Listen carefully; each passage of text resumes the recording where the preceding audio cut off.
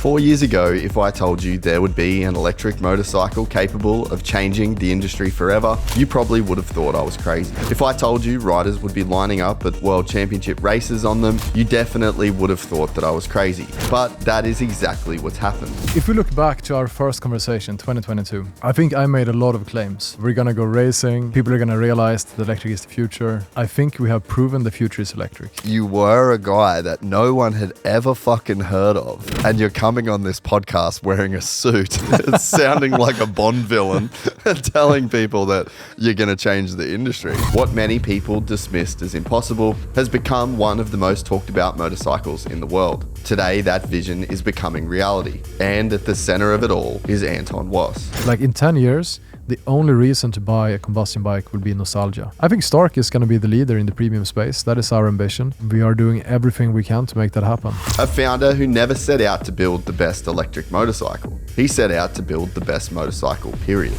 Nobody has even made a better looking bike than Stark. Like, forget the performance, right? Like, performance is quite a hard thing to do. I don't expect our customers to buy our bike if there is a better bike. Our ambition is to always have the best product. This is what we are here to do. And 4 years later, the rest of the world is finally catching on, but they're certainly not catching up. If you focus on one thing only, it will be fairly easy to overtake you. We want to be better in wheels, swing arm, frame, everything. My legacy is Stark. That's what I will leave behind, and I'm super proud of that. Gypsy Gang, welcome Anton Wass back to the podcast. Anton is about to do the podcast. This will be his third time on the show. What's up? How you going? Good, how are you? Good. How are you? Yeah, I brought some gifts for you. Oh, really? Let's see. You guys are always doing some crazy shit, eh? So these are 3D printed in titanium. Wow. And they're hand polished. So we only made 1,000, and this is number 102. Wow. Out with the old. Pretty fast. I was going to say, these are quick. This one is to keep you safe. This is some kind of axe or sword or some kind of weapon. That's what this is. You're so ridiculous in the best way. Pretty awkward. This is Levin, boys. Let's see what happens. It smells like gypsy. Passion fruit? I have no idea. Pineapple. Yes, obviously. Yes, now I know. That's so good. Pretty You good. like it? Yeah, I like it. It's good.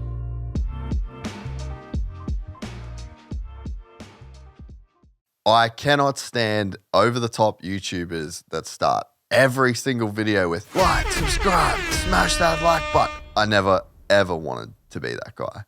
But in the 7 years that I've been doing this, I would see over and over and over the comments that say, man, how does this channel not have more subscribers? And on the Jet Lawrence podcast, I finally caved. And I asked the Gypsy Gang to check to see if they were subscribed, because we have the data and we know that 70% of the people that watch this podcast regularly aren't subscribed. And I was really interested to see what would happen if I just straight up asked you at the start of an episode. Well, it turns out exactly 4,100 people subscribed to the podcast off that one episode alone, and 7,000 people subscribed last month. So thank you very much.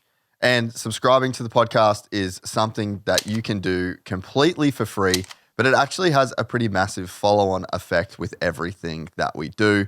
That number is in every presentation that we give to sponsors. It's in every presentation that we give to guests that we're trying to get on the pod, and a whole lot more. Those 7,000 subscribers that we got last month finally pushed us over the 100K mark on this full show channel, taking us well over 350,000 subscribers on YouTube in total. So if you still don't know whether or not you're subscribed, double check now.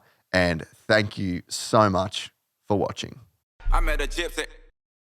Anton Wass is joining us for the third time on the Gypsy Tales podcast. Incredible. I'm pretty stoked. So I sent you that memory. I was just in here. Ronan actually brought it up because Rones was here 4 years ago. But the memory came up on his phone. May 18th, 2022 was when we came over to do the first ride at the Stark. And Crazy. my mind was completely blown on that day forward. Glad to hear so. Yeah, that was a good day. It was a good few days, actually. Yeah. That's amazing. And it started us becoming very good friends. I've been over, this is my third trip over here now, and you're a guy that... And you flew me over to US as well. Yeah. So, yeah, you're a guy that I've become very good friends with over the last few years, and someone that I'm always cheering for your success. And it's been amazing to just watch the company just go from strength to strength to strength. And we get to do this again. Thanks, buddy. And same, it's so cool. I mean, obviously, already 22, Gypsy Tales was huge, but you just keep on growing this and doing it even better every day. So it's pretty cool to see. Thanks, mate. And thanks for the shades. So I'll just address the elephant in the room because I've just rocked up wearing these. But so these are the Iris. Yeah. So this is one of 1,000 that you guys have made. And then I also got another, this is the Klinger. The titanium sword. So this means cheers as well as blade. Yeah, so klinga in Swedish is both blade and cheers. Because, Violence. Exactly. That's why. So I don't know how I'm going to get that back to wherever it is I'm going to take that. But that will go in either the Australian studio or the US studio. We'll make that happen somehow. I'm very, very stoked on this. So I might take these off. I do love them, though. They're actually unreal. Thank you. What's news? What's news in Stark world? Oh my God, there's so much happening. But I mean, it feels like 2026 is... now we have... If we look back to our first conversation, 2022, I think I made a lot of claims. Yeah. We're going to go racing. People are going to realize that electric is the future. And I think now, honestly, I think we have proven the future is electric. Today, we looked actually this morning on some data, Motocross, Enduro and Supermoto.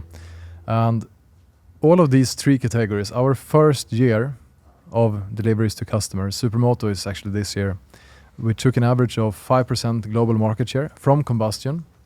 And I think this is really a sign that once people try this bike, it changes your perspective.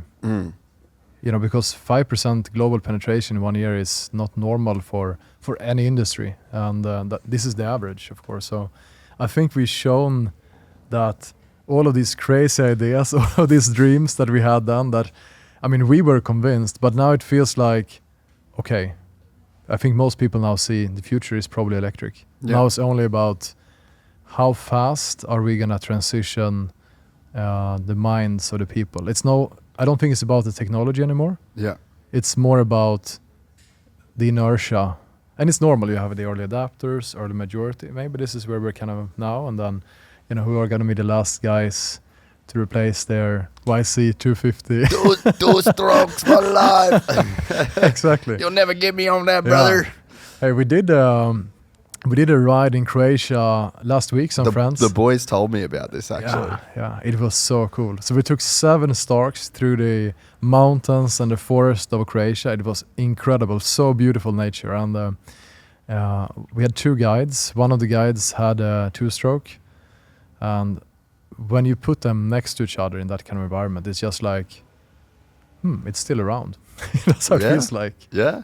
Yeah, there's guys that are going to be dragging, kicking and screaming. Yeah. So when you say that, I made a lot of claims. You did, and I had Josh Hill really prep me because he rode the bike, right? Yeah. So he told me everything that you were claiming. He's like, it's just unbelievable. You have to ride it. And if it didn't come from him, then it's very hard to have a yardstick of the claim because he's beat James Stewart in Supercross races. So as far as being qualified, that's about the high watermark that he is one of the most talented riders, I think. Ever, of all time. Yeah. So I guess for me sitting on the other side, it was very easy in that conversation to believe what you were saying, you know?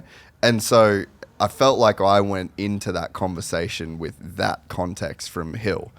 So yeah, for me, I was like, you can see what's happened with Teslas in the automobile world, and it just makes sense. And there's a whole host of economic reasons for it to make sense. We're losing tracks to noise. So it makes sense. But you were a guy that no one had ever fucking heard of.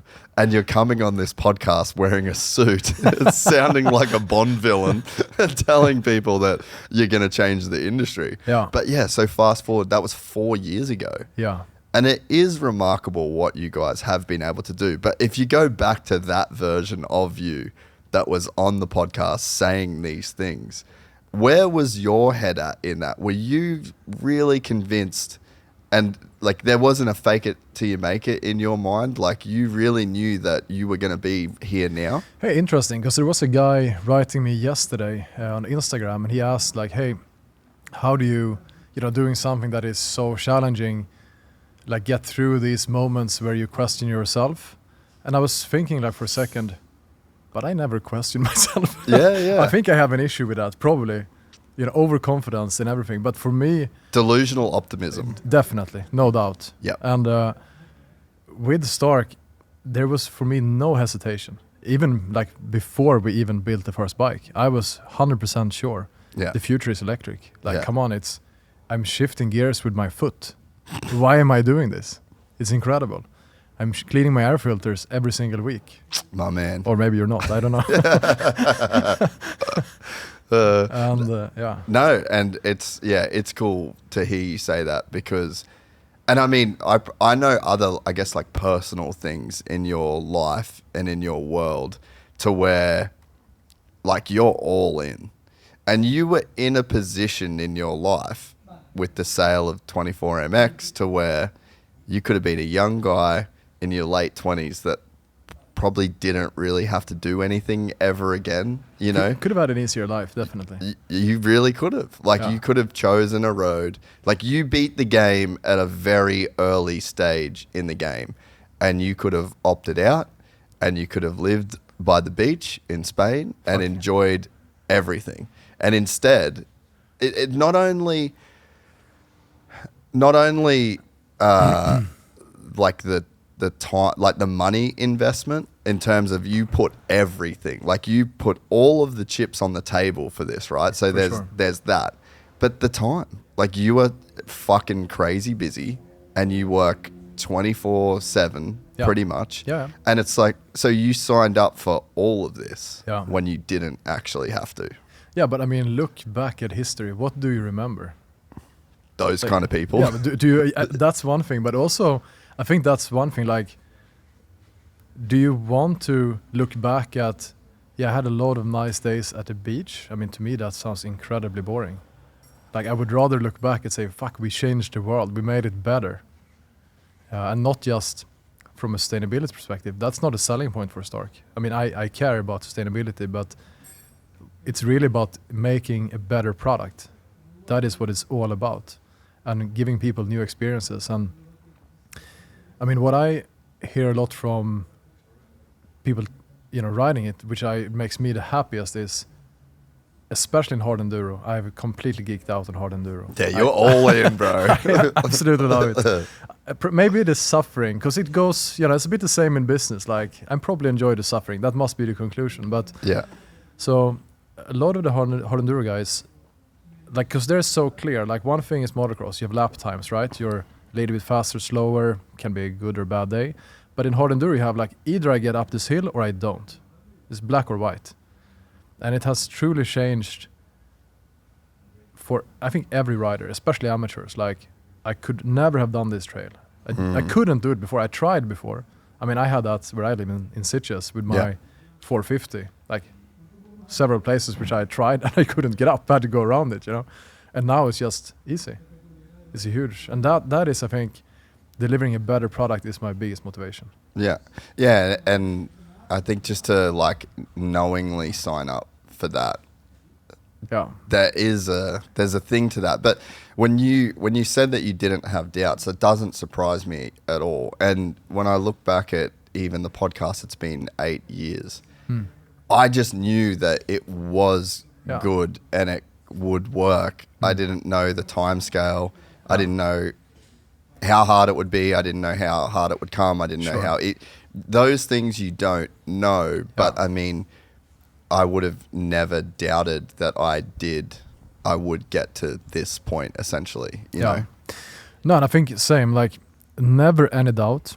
But then if you look back, and there has been so many moments, I'm sure same for you, you know, your warehouse burned down, these kind of things. And for us, so many times, like, fuck, we barely made it. You know, like this close. Oh, yeah. But at that point, I had no hesitation, like 100% sure. Yeah. But then you look back, it's like, we were like 30 minutes away from not making it. Several times. Really? Yeah. What's some examples of those? So we had one, I have a real, I mean, there's like probably 30 minutes, but I have one which is like, no, I know it was exactly 30 minutes because we had to close the financing. This was maybe a couple of years ago. And if we didn't close that, at that specific day, we would run out of money, like $0. Yeah, below zero. And we had 2 banks that had to agree, and they did not agree. And one of them flew in to Barcelona, and their flight was leaving on a Friday at maybe it was like 12, something like that. And they had to leave 1 hour before. We're super close to the airport, or maybe 1.5 hours before. So we had literally like, they have to leave at 11, whatever the time was. And if we haven't closed the deal by that, then over. And we didn't close it until 30 minutes before they had to leave. And they didn't bulge, they didn't change their minds. The other bank called back and changed their mind 30 minutes before they had to leave. And that was like, that's just one example. And it's like, it was out of our control even. Like we had done everything for months to make this happen. It comes down to this really, really short period of time. If these 2 banks don't agree now, we don't have funding. Like it's over. And with 30 minutes, thankfully, this bank changed their mind. Because I guess this isn't the kind of business. So this is where I don't have perspective of the business world that you're in. I'm in business, but in a completely different way. So this business has never taken a loan. It's always been able to basically operate out of the money that it generated. And sometimes I've had $1,500 in the bank account, and then so you are like running to zero basically. But you guys, to build this kind of company, to build the motorcycle, you can't build it off the profits that it generates itself. It's not like you can build 2 bikes and sell them, make a profit, then build 4 bikes. It's not a, you know what I mean? No, definitely. So you guys are in this completely different game where you are at the mercy of people essentially like giving you money and funding the business. Yes, I mean, we have raised over 200 million. That's a lot of money. And without that, it would not have been possible. So, thankfully, there's been a lot of people that believed in us, believed that we're going to make it. And I think now, this year, we are profitable. So now it is, let's say, a sustainable business as well. Yeah. But, I mean, that's definitely super hard. And we can see that with, there comes out new prototypes of electric bikes and so on. And building a prototype is easy. Depends what you compare with. But compared to getting to production, it's easy. It's, at least 10 times harder to start mass producing a vehicle than building a prototype. I would say maybe 100 times more difficult. And that's always the question. Like every time you see a new prototype come out, so, okay, they can build a prototype. But how are these guys going to raise 100, 200 million and get to mass production? Because you can't build 100 bikes and be profitable. It's not possible. You need to build thousands of bikes. Scale is the only way. So that is the biggest challenge, definitely. And I think it's a combination of skill and luck for us to get there. Have you ever really thought about hydration? I bet you haven't, but I have, and that's why I am on a mission to hydrate action sports with my new company, Sota Fuel. You can look at any study. Hydration is one of the key factors in human performance. And action sports is about as high performance as it gets, and there are extreme consequences to not being locked in. Find out more about how important hydration is for you and if you're leaving performance on the table by heading to sotafuel.com.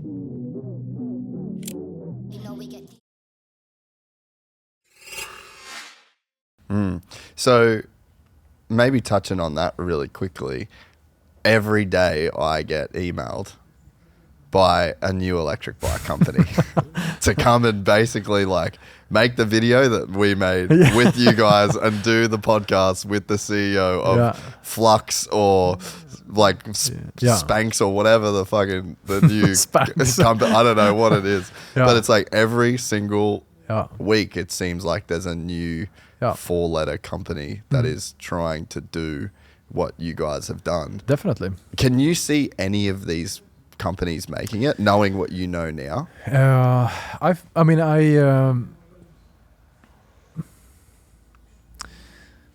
So Dust Moto, they built a prototype which seems to be a decent bike. I think it's not spectacular. There's nothing really interesting, but I think they're like good positioned, looks good. I didn't see them get into production. Now they were acquired by Livewire, which is owned by Harley-Davidson. So maybe with their backing, they can now get to production. It's possible. But then if you look at the history of Livewire, they sold 600 bikes last year. They're losing a ton of money. So Livewire doesn't know how to mass produce. They don't know how to produce efficiently. Harley-Davidson knows how to mass produce, but they don't know how to produce efficiently. Like Harley-Davidson runs a very, very expensive ship. Like the business is based on customers that are paying twice, 3, 4 times what a similar bike costs from a different brand. Yes, they're making money on branding. Yeah, right. An amazing brand. Like I love Harley-Davidson. I've been a Harley-Davidson mechanic for 6 months, actually. And so maybe now they can get there. It's possible. The rest that we see now, I think, it's very, very difficult. But I hope there will be more, definitely. What is a little bit disappointing, I think, is what's coming from the big brands. Like, come on, we have been delivering bikes for 3 years now. We have sold 100 bikes to competitors. Really? Yeah. So Honda, Yamaha, all of these guys. 100, it's a lot. Like, they've bought these bikes off you? Yeah. Like, have you still not managed to build something equivalent? Come on. I am convinced. I think that in 10 years, 99% of all new motorcycles sold will be electric. I definitely think so. Because today, I think we have proven that electric technically is already better. But in 10 years, like, combustion has plateaued. Like, what innovation have we had in the last 20 years? Literally nothing. I think in motocross, the only thing we had is fuel injection and an electric starter. Romain Fevre was here and said the exact same thing, because I asked him, like, he spent 2024 racing basically a real works bike, like CNC machine chassis, the whole deal. So that's as technologically as advanced as a motorcycle could be at that time. Combustion. And he said that, dude, there's not really much else to do. Like electric suspension, maybe. But he said that there's so many times that they will spend time actually going back to what they had in 2012 or 2008, or in terms of geometry and frame and like the feeling that they got. So it really is maxed out. And then... But I don't think so. I mean, I think that they lack creativity. Like, honestly, I can come up with... Because, I mean, we have an electric powertrain, but we have so many more things which can be improved outside of the powertrain, with the chassis, the brakes, the suspension, the wheels, but they're just not doing it. I guess they don't have to, or they haven't up to this point. Maybe that's their view, or maybe it's a problem with if the leaders of a company are not product people, if they don't understand product and technology, it's very difficult to make a large revolution, like a massive innovation. That is because it needs to be like cross technology in many of those cases. So if you have a guy that is only an expert at this specific area, valves on a 4-stroke cylinder head, that's what you work with. But like you're kind of putting yourself in a box. So like maybe your solution is replacing the valves, but how can you but you cannot do that because you don't have that scope. Or maybe your specialty is building shim stacks. Yeah. Yeah, but the solution is getting rid of shim stacks. Like shim stacks is like having jets in a carburetor. Come on. Yeah. And I think this is the problem with many of the big brands, that they're stuck in these boxes and they don't have a culture and a history of innovation. And I think that the leadership is most likely not pushing for innovation. I mean, if they were, wouldn't we see it? I'm just from my perspective. Yeah, and I guess too, so if you think about, and I've had this thought a bunch of times, if you think about the innovation that has happened in the last, let's say 10 or 20 years of motocross bikes and the like competition off-road vehicles, a lot of it, the Japanese would go tit for tat, and they would stay like whatever those 4 brands kind of did, they stayed in that ecosystem essentially, and they would make minor changes here or there, share a lot of componentry. And it wasn't until KTM came along, did electric start, did a hydraulic clutch, did electronics with traction control. So competition is what forced that innovation, because, and maybe that's what you're saying, is that they didn't have people there that wanted to innovate for innovation's sake. And maybe the balance sheet dictated how much they actually pushed for innovation. I think that's definitely true. I also think that none of those things are innovations, because traction control was inherited from the car industry, fuel injection the same, electric starter the same.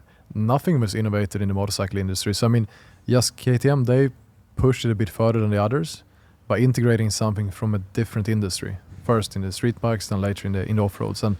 But I mean, motorcycles have always been behind the car industry especially.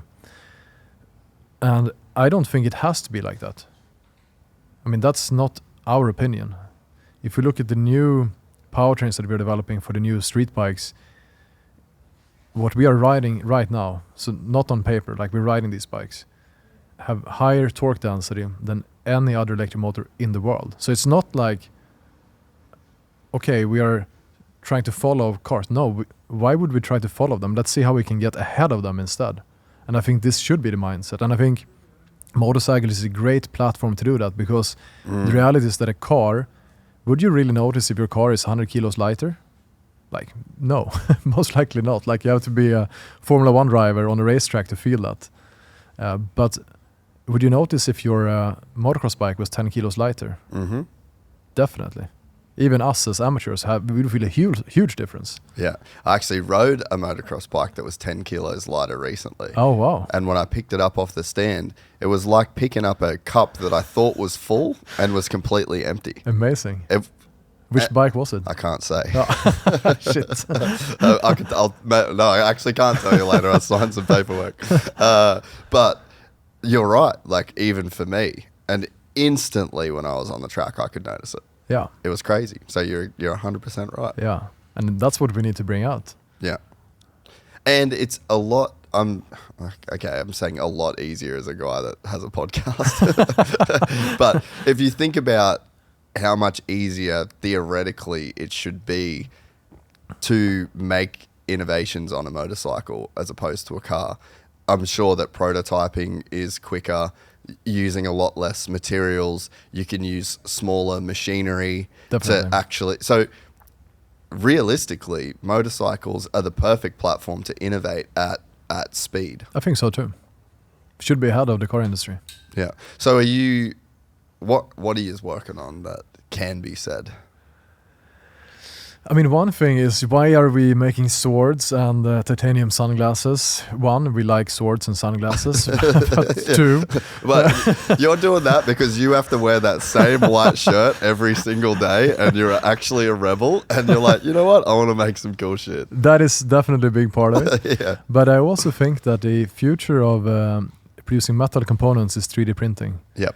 Because now we are casting, we are forging, we're extruding.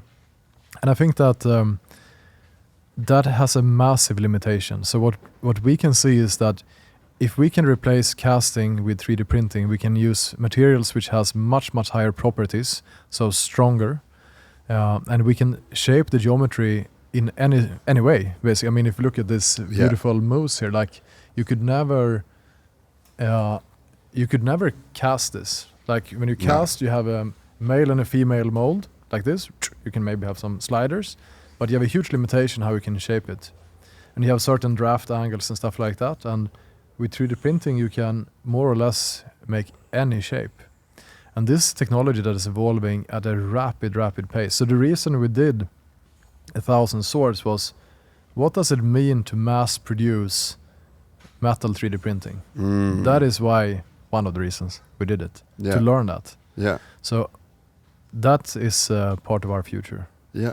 So how is that? So I remember the last time that we did the podcast in California, you were saying that 3D printing, and you had the titanium 3D printer, you have titanium foot pegs that you have been printing, and all of these parts for the race team. So even just, it was probably about 12 months ago, I think, that you would have done the show in America, or was it longer? I don't remember.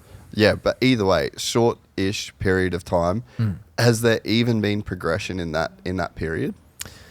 Definitely. Yeah, I mean, we can see massive reduction in cost and increase in efficiency, so how fast we can print. Huge difference. So one thing, I mean, there are so many things. Like one is like we can shape the laser beam now, which is also increasing efficiency and accuracy. So that is one massive innovation that has happened in that period of time. Wait, you can shape the laser? Yeah, I don't know if I'm the right. So previously you had like, okay, laser is, like straight, right? Yeah. But if you can shape the angle of, like, it's not a curve obviously. Yeah. But you can shape the laser beam a little bit better. It makes sense. Yeah.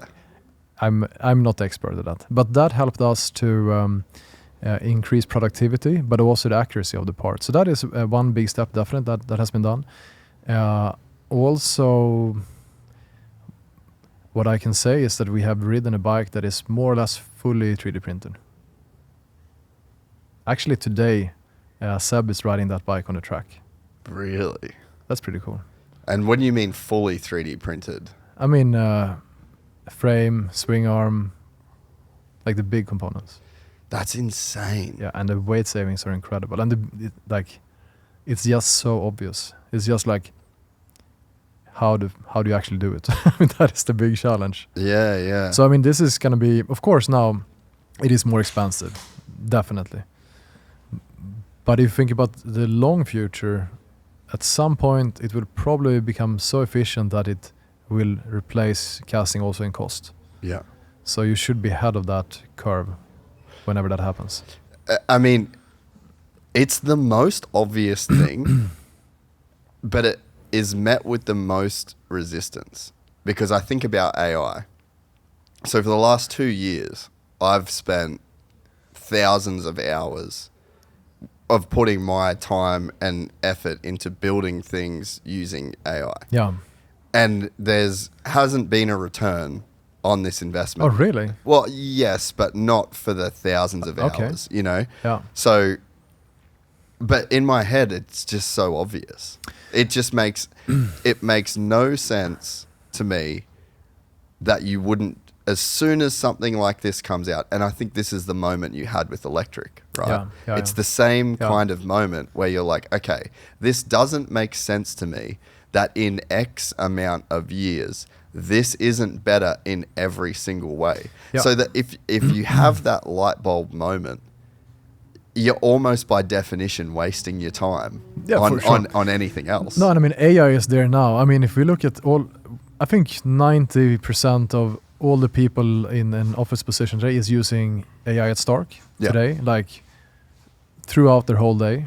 Like it's a huge part of what we do. And we have the support chatbot. I don't know if you tried it now in WhatsApp or SMS.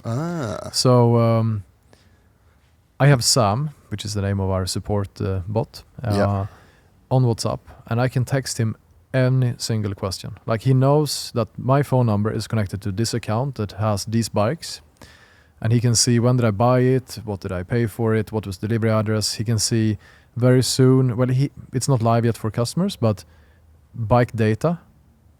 So how many hours have I ridden? Have I crashed? Is there any issue with the bike? I can also ask him what torque on the front wheel. Like I can write like not even a complete question, and he will still tell me like, the front shaft should be torqued with 75 Newton. Like I don't need to open a manual anymore. And like, so that has massively improved our service, which has been a huge focus for us. Like I think OEMs today don't speak to their customers. Everything goes through the dealers, which is like, obviously that's a very important channel. But if I don't have a dealer nearby, if I don't have a relationship with the dealer, maybe I bought the bike secondhand, or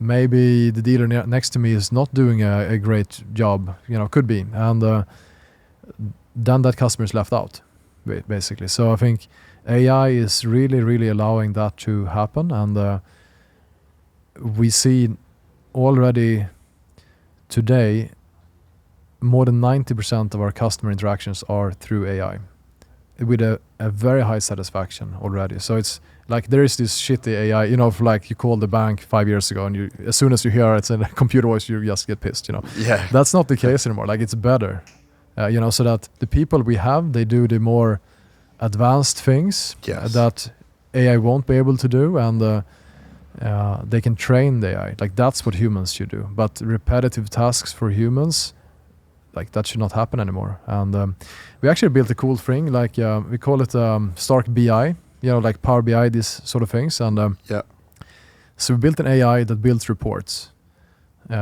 certain structures. So I can ask any question, like how many hours did our customers ride yesterday? Or, whatever, a graph over the last year. Or in this city or this country or whatever it is. And Stark BI builds the report for you like in seconds, which is pretty cool. And we're now building a Stark Brain, which is an internal tool which will we are like testing it now. It's not live yet, but it exists. It's a testing phase, which will read all our emails, have access to all our files, listen to all our meetings, and like help you. So like if we have a meeting here and we're discussing whatever, developing a new swing arm, and we have a Stark Brain here, we can say, hey, which material are we using for the swing arm today? Stark Brain, like immediately. We don't have to like open these folders, check what was the material properties of the swing arm we have today. The yield strength, do you remember? Like it will take you 30 minutes to find it. Like this will change everything. And we can also use it as a correction tool. Like, so if we have a conversation, Stark Brain is active, it will tell us that, no, it was not 75, it was 65. It's like, oh yeah, like, because, our memories are only human. Yeah. We're building the same thing. Oh, cool. Yeah. So I'll actually run you through it. Be interested. Cool. It's, but yeah, so we basically have the same thing where it's connected to all of our Slack messages. Yeah. It's connected to all of our emails. Every message goes into a database. It's connected to a lot of it's for me personally at the moment, but I'm going to like sort of slowly roll it out to the team. But literally just then, before you came on, I don't have time to go through every email, and there's so many different chains. There's so much information that comes in to the inbox. So one of them, I've got to get some Alpine Stars gear sent to me for the Isle of Man. Mm-hmm. I don't know where my fucking hotel is. So in one text from my phone, all I say is, hey, what hotel am I staying at in the Isle of Man? Yeah. Bang. Yes. Where there's so much that we can do with it, but with our business, we're the same every single episode. We do the same shit. Yeah. And there shouldn't be a human that is doing those repetitive tasks. No. Because for the podcast content, for the transcriptions, for the optimized SEO tags, there's all of these things that are the same and that a human shouldn't do. The 100 hours with Joe Shimoda, an AI cannot and will not be able to do that. No. Those projects are so labor intensive. They're so demanding on human time.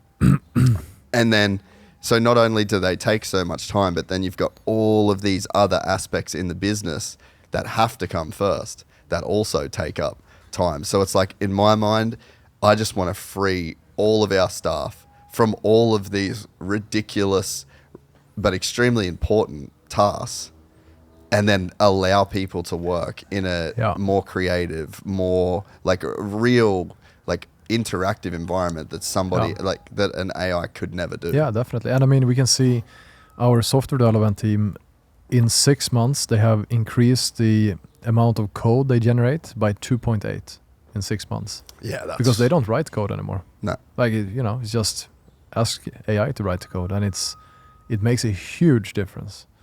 It's pretty cool. And so I think that is, it speaks to the same shift that you had around electric. So it's like, if you know this to be true, and there's all of these people that are pushing back against AI, like I think even our boys are just like sometimes like, I don't want to fucking do this. This is bull. But it's like, why would you want to do this? Like you're justifying, like maybe there's some weird thing that mentally around like, oh, but it's my job. That's what I want to do. But it's like, no, do something different. That's the dangerous part, because I mean, people talk about what's going to happen when AI and humanoids take all our jobs, and that is a really scary thought. But if you want certainty in losing your job, don't use AI. Exactly. Like if you become the master of AI, you can have a much greater career. If you don't use it, you will be replaced. Like that's the only unfortunate outcome. And then we'll see what's going to happen.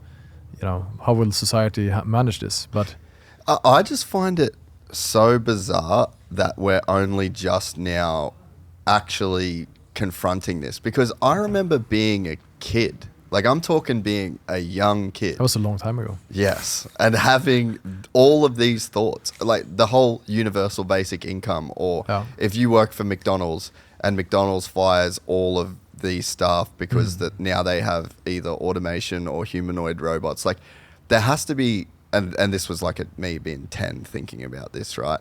And it's like, there has to be some way for these corporations to then share the profits that are generated from this, because they use people to build the companies to the point to where they can. But that's an interesting idea, because if everyone does it, there won't be more profits. How do you mean? So let's say that Burger King and McDonald's, let's say that 30% of their cost is salaries. Both of them implement humanoids to make all the food. Probably what's going to happen is that the price goes down. Yes. So maybe the profits wouldn't be higher. So I don't know how that would be managed. Obviously, if you tax both, then price has to stay up. Yeah. But maybe that's a higher sales tax or something. Maybe the sales tax has to further increase, or I don't know, something like that. But yeah, this is a problem that's just been coming that people really haven't figured out a way to solve. But I mean, we shouldn't, at least in my philosophical belief around this is like, nobody should work at McDonald's. Yeah. I think that's unfair. I think that it's completely unfair that somebody who has one life and is born into this world and will die has to spend X amount of time working at McDonald's. Well, I don't know. Like, I don't know if I agree, because I get it. Like, if you spend 40 years frying burgers, okay, maybe that's not the most inspiring thing to do. But to learn how to work hard for 2-3 years, probably a good thing to do. Yeah. And I think it's the same like working in a warehouse or a production line or a call center. Those things are great for learning productivity, morale, how the world works. And I think I've spent a lot of time doing very simple stuff. And I think that has helped me, because then if you are a bit more privileged and you study till you're 25, you get some kind of executive position immediately. You never had a real job. Yes. I think that is a huge limitation. Yeah. I think everyone needs to have a really simple, repetitive job for a period of time where it's like, if you come in 5 minutes late, you're fired. Yeah. You can do that once, but not twice. And at least for me, having done that, it has helped me. Definitely. Yeah, and now that you say that, my first job, I had 2 jobs out of school. I left school and I didn't have any ambition of going to high school, to university. Yeah.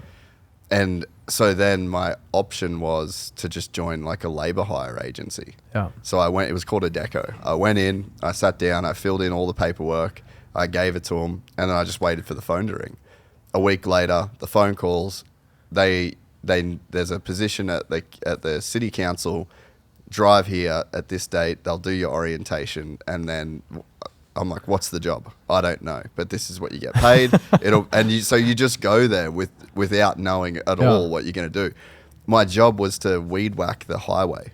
Mm-hmm. So I stood on the side of the highway. There'd be 8 of you in a truck. Yeah.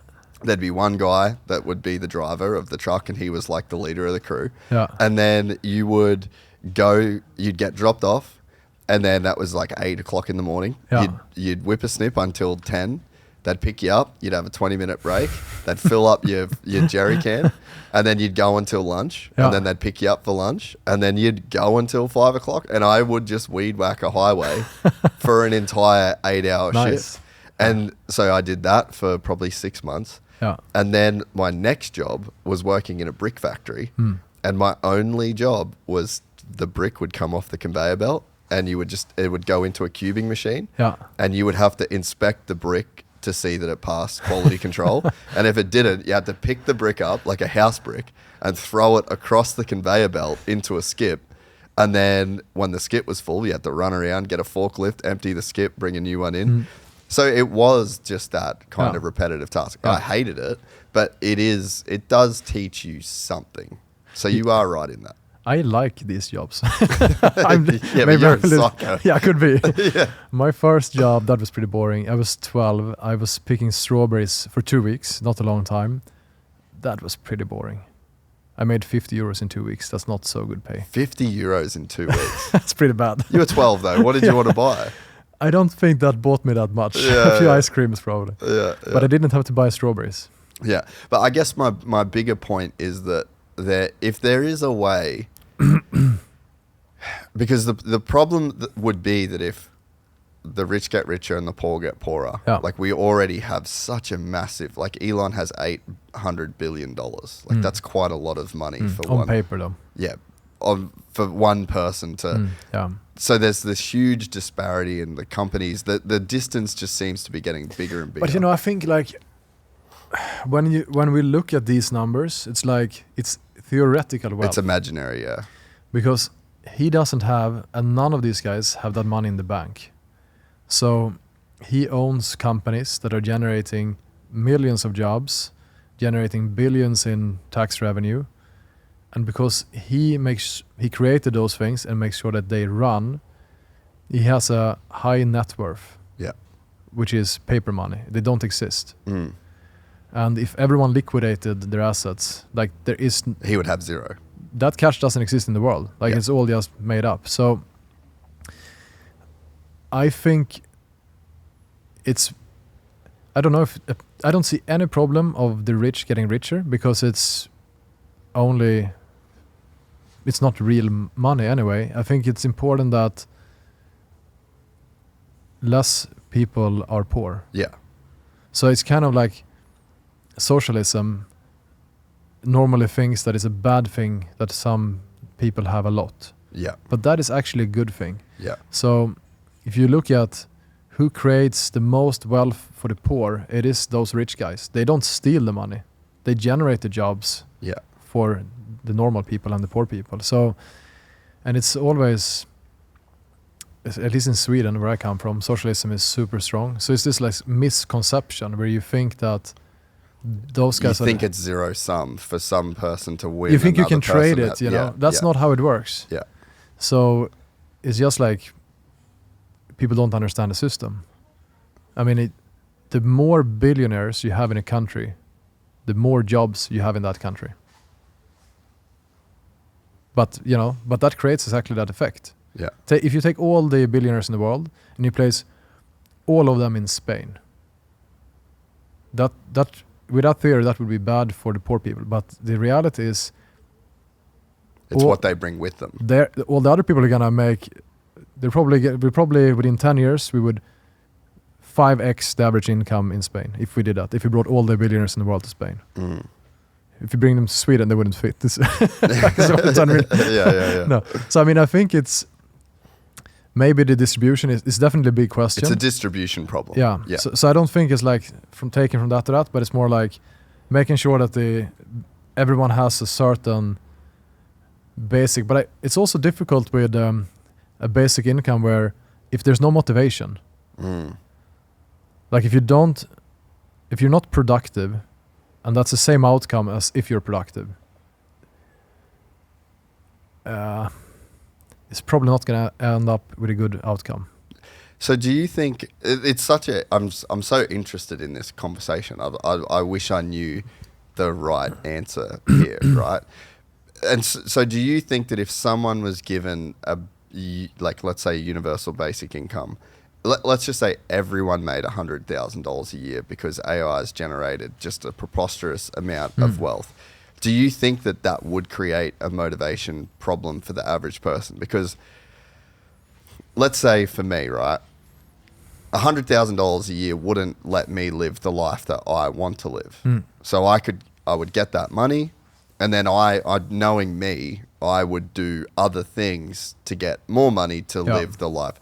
I don't have aspirations to be a billionaire or have hundreds and hundreds of millions of dollars. I think that would be luck if that ever happened, right?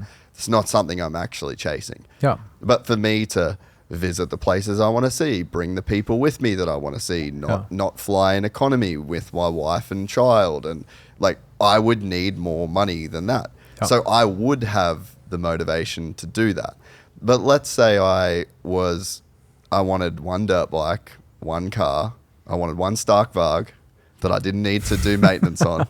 I never needed to change an air filter again. And I had an electric truck that I could charge. I had solar power. And I had my house. My mortgage was covered by this payment. My wife got the $100,000 as well.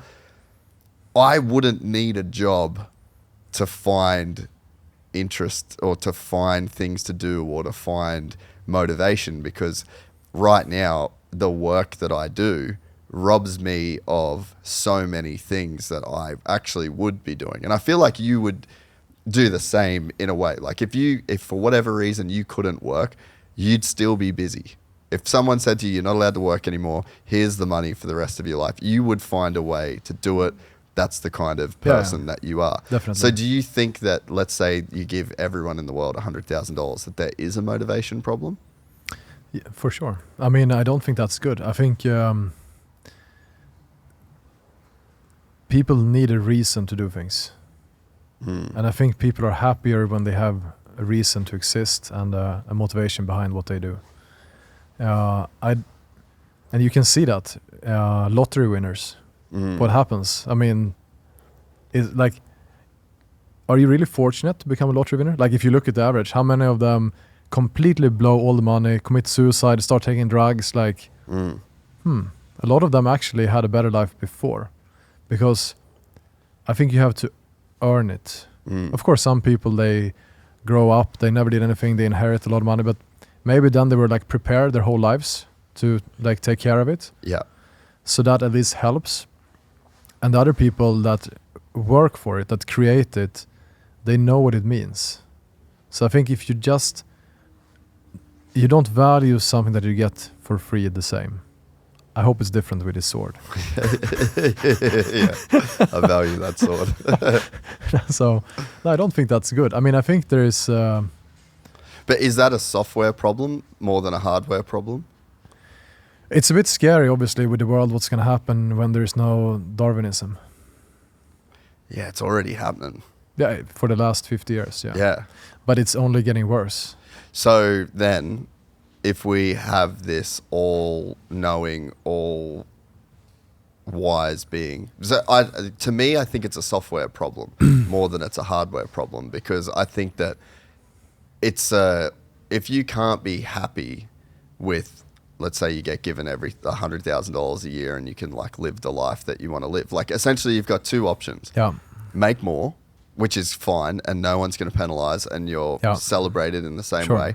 Or you actually then have this realization that you will die and you will cease to be implemented in this universe, and that's a fact, and you're not going anywhere else after it. So your only task is to just enjoy and appreciate this life that you live.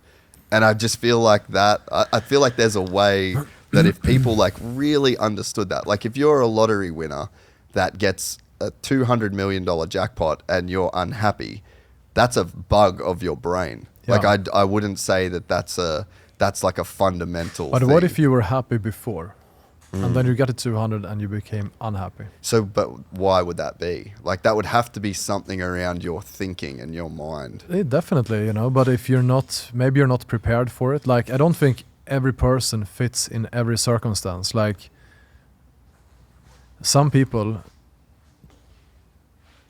their worst nightmare would be to be a podcaster. And some people, their worst nightmare is to be a bricklayer. Yeah. So like, I think people are like fit in different circumstances. And if you would force me to do something that I'm not well suited for, I will probably also become unhappy. So is that something wrong with my brain?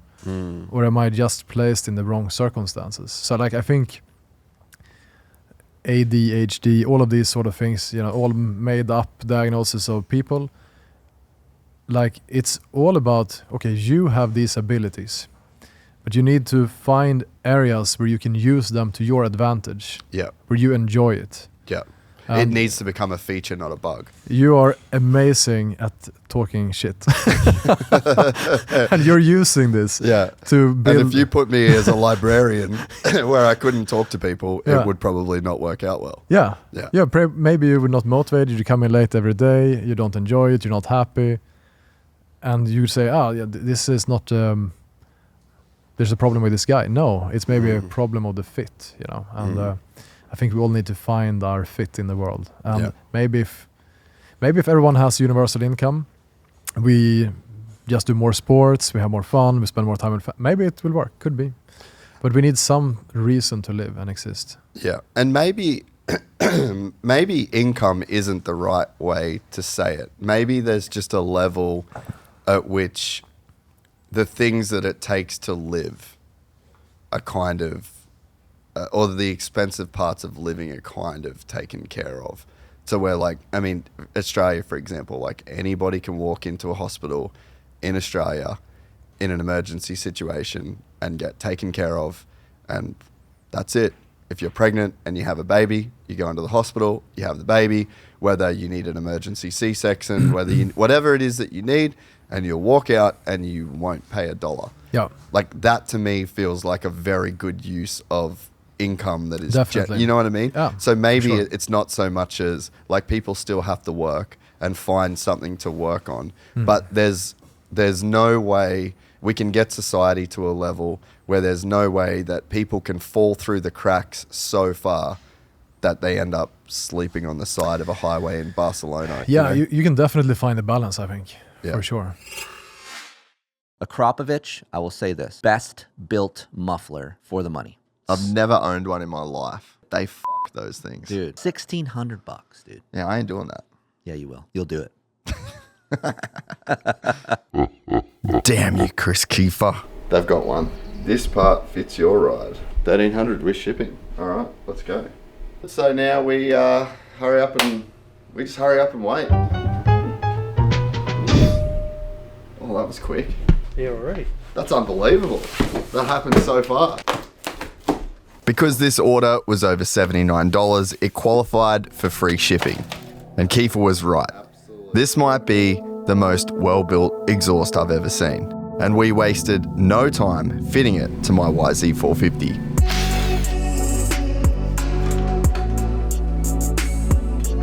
way the exhaust mounts on Yamahas is unique, but really simple. And in about 20 minutes, we have transformed the look, the sound, and the engine characteristics of this 450. All that's left to do is hit the track. As usual, Kiefer was right. The Acro took the power of the Yami and put it in all the right places. It was smooth off the bottom, but still meaty, and I loved the new exhaust note. To transform your next ride, hit the link in the description and head to motorsport.com. And right now, if you head to motorsport.com/win, you can enter their ultimate ride sweepstakes and win a YZ 450F of your own. So how long are you seeing until like AI is like fully integrated into like your business and almost every business? I mean, it has in 1 year completely changed our business. It's insane, eh? Uncomparable, Yeah. I would say. And I think it's only going to move faster. I mean, people are like, yeah, when AI is more intelligent than human, like, whoa, that is way past. It's way more intelligent than any human already today. Yeah. So it's interesting to try to understand. I mean, it's only going to make the gaps bigger, I think. You know, like the big corporations that lack innovation, will they now really manage to integrate AI? Probably not. I don't think so. So maybe the companies that are ahead can benefit much more. So I think certain things have sped up everything in the world. Like internet made a huge change, obviously. Yeah. Smartphones made a huge change. AI is gonna massively change the game. I think that it will change all industries. I think that the motorcycle industry will definitely completely change. I think in the market we see today, in 10 years, it will be a revolution. That's what I think. So what do you see then if you look forward 10 years in that way? In terms of AI or the industry? Yeah, well, AI and the industry. Well, I mean, AI will develop the bikes. AI will talk to the customers. AI will sell the bikes. AI will do 100% of the things. Humanoids will build the bikes. So that is going to be the way. The company that does it faster will be more successful, like in general, of course. So that will definitely happen. What will that mean for the industry? I think that the big companies are really struggling with innovation. I think that they haven't innovated in 40 years. I mean, they only took ABS, fuel injection, traction control from the car industry and implemented it. And it was not even their own technology, to be fair. You know, it was Bosch or Continental or something like this. So I think they're gonna fall behind. I think that there will be new companies taking over, similar to what we've seen in the car industry. Look back 20 years. It was just legacy brands. Toyota, Volkswagen, and they were so strong. And now these companies are struggling. Toyota is still doing okay, but I mean, the German automotives massively struggling, the American ones as well. BYD, Tesla, completely changing the game with a new structure.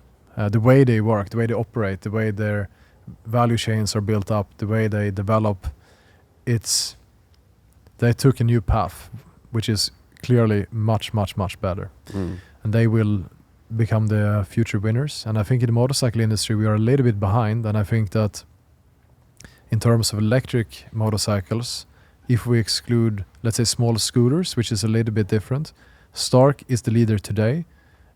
If we maintain that position, we will sell millions of motorcycles in 10 years.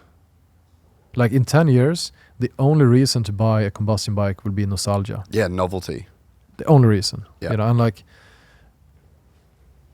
that will exist, but I think that's going to be the 1%. You know, and who's going to win that market?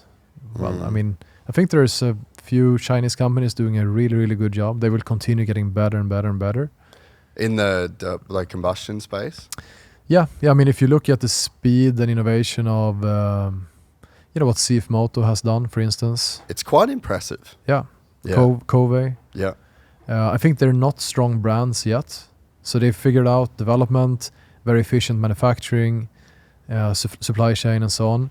They didn't maybe figure out branding, maybe not, I would not say design either. I don't think that, many of the other, let's say, better brands, the design is still far from good, I would say. But they will figure that out as well. They're going to figure out, look at BYD. They're not uglier than a Tesla today. I don't think any of those cars are particularly beautiful, to be fair, but they were way uglier before.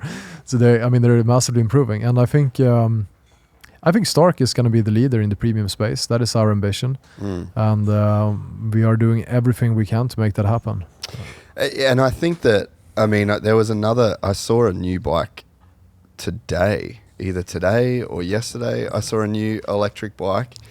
And nobody has even made a better looking bike than Stark. Like, forget the performance, right? Like, performance is quite a hard thing to do. Yeah. But on paper, designing something that is aesthetically pleasing, that's probably the easiest, lowest lift thing that one of these companies can do. And I just don't even think that any of these companies have even nailed that. And come on, Ducati, what an incredible disappointment. When they're coming out with a motocross bike, I was really, really excited because they have built some very beautiful bikes in the past. Oh, incredible. yes. But that bike is ugly. I'm sorry. I like Ducati. I like Ducati. I like as you well. guys. I like everyone in Ducati. But you did not do a good job with that design. You need to improve. Yeah, I wonder why that is. Like, how? Well, they kind of got up to the same level as the Japanese, right? It looks similar, like things don't really fit. Everything's a little bit off. So maybe they're like, we're aiming at the same level as Honda. Yeah, okay. They maybe was just trying to not disrupt, like not go too far. But then that goes back to what we were saying. Like, all of these companies have always stayed within a very similar box. Yeah. And they've all you could throw a blanket over them. Yeah. And no one's ever really tried to go too far out. Yeah, if you make the Honda, you take the Ducati, maybe even Yamaha now. Yamaha looks a little bit different. But if you take a Honda and Ducati, you remove the logos, it's going to be hard to say which one is which. Well, I thought they were using a Honda frame. Yeah. When the original photos of it came out. I even said it on the podcast. I'm like, oh yeah, they've taken a Honda frame, and then they're like, no, it's a Ducati frame. But I think it's clearly the strategy. Like, take a Honda chassis, build something very similar, and try to build a better motor. I think I don't know, but I think that's what they try to do. I'm guessing. That doesn't make sense. As Ducati, like, you should do something better. Well, and you've got a fresh slate, and like that you guys did have a completely blank sheet of paper, And how can you? Why didn't you build an electric bike? Come on, like, I don't. Because Desmo Sedici, because that. Yeah, well, that's probably why. Yeah, it is very interesting. Yeah. What you said, that none of these manufacturers have they've had years, bought 100 VARGs. Like, I just wonder why. I think it's really difficult, honestly. I think that they tried. I spoke to some of the, let's say, top management of these companies, and they have said that they haven't been able to achieve the same performance, or I think they also struggle achieving the same cost. Like, our bike is more or less the same price as a combustion bike. So we managed to achieve a very, very competitive cost structure because we own all the technology, which I think that is really the challenge. We don't buy an inverter or BMS or a battery pack. We buy chips. We build everything. So I think it's both. One is performance, the other one is cost. If they bring out a bike which is similar to ours and it's 20,000, that's not going to work. So I think it's probably both. That's my understanding. But they have to figure it out. If they want to be in the game. Otherwise, I think it's going to be tough. Okay, so you had delusional optimism that in 4 years... I like that you said had. That's very good. Well, Maybe you still have. Maybe there is some there, but I feel like you've proven like the business is profitable 4 years after we spoke the first time, right? Yeah. And so you knew that you were going to get here in your heart of hearts. Yeah. But now that you're here, what has surprised you about the last 4 years? Mamma mia. I mean, honestly, like the high level goals, we're going to race in the World Championship. We're now in 4 out of 5 World Championships. The growth, very similar, I think, to what we expected. I mean, definitely things have been way harder than expected. Like, Really? Way harder. I think you have to be optimistic. Like if you... If you knew how hard it would be, then you'd say, "Fuck this, I'm not doing it." It's not going to happen. Yeah. But once you're there, you're doing it, you know. But if you, you don't need to know. It's better to not know.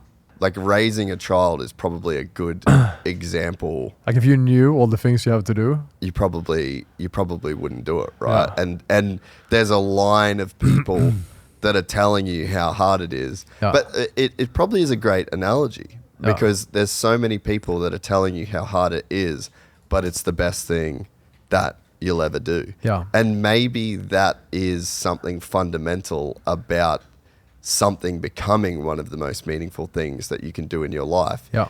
Is that it's offset by it also being the hardest thing that you've ever done.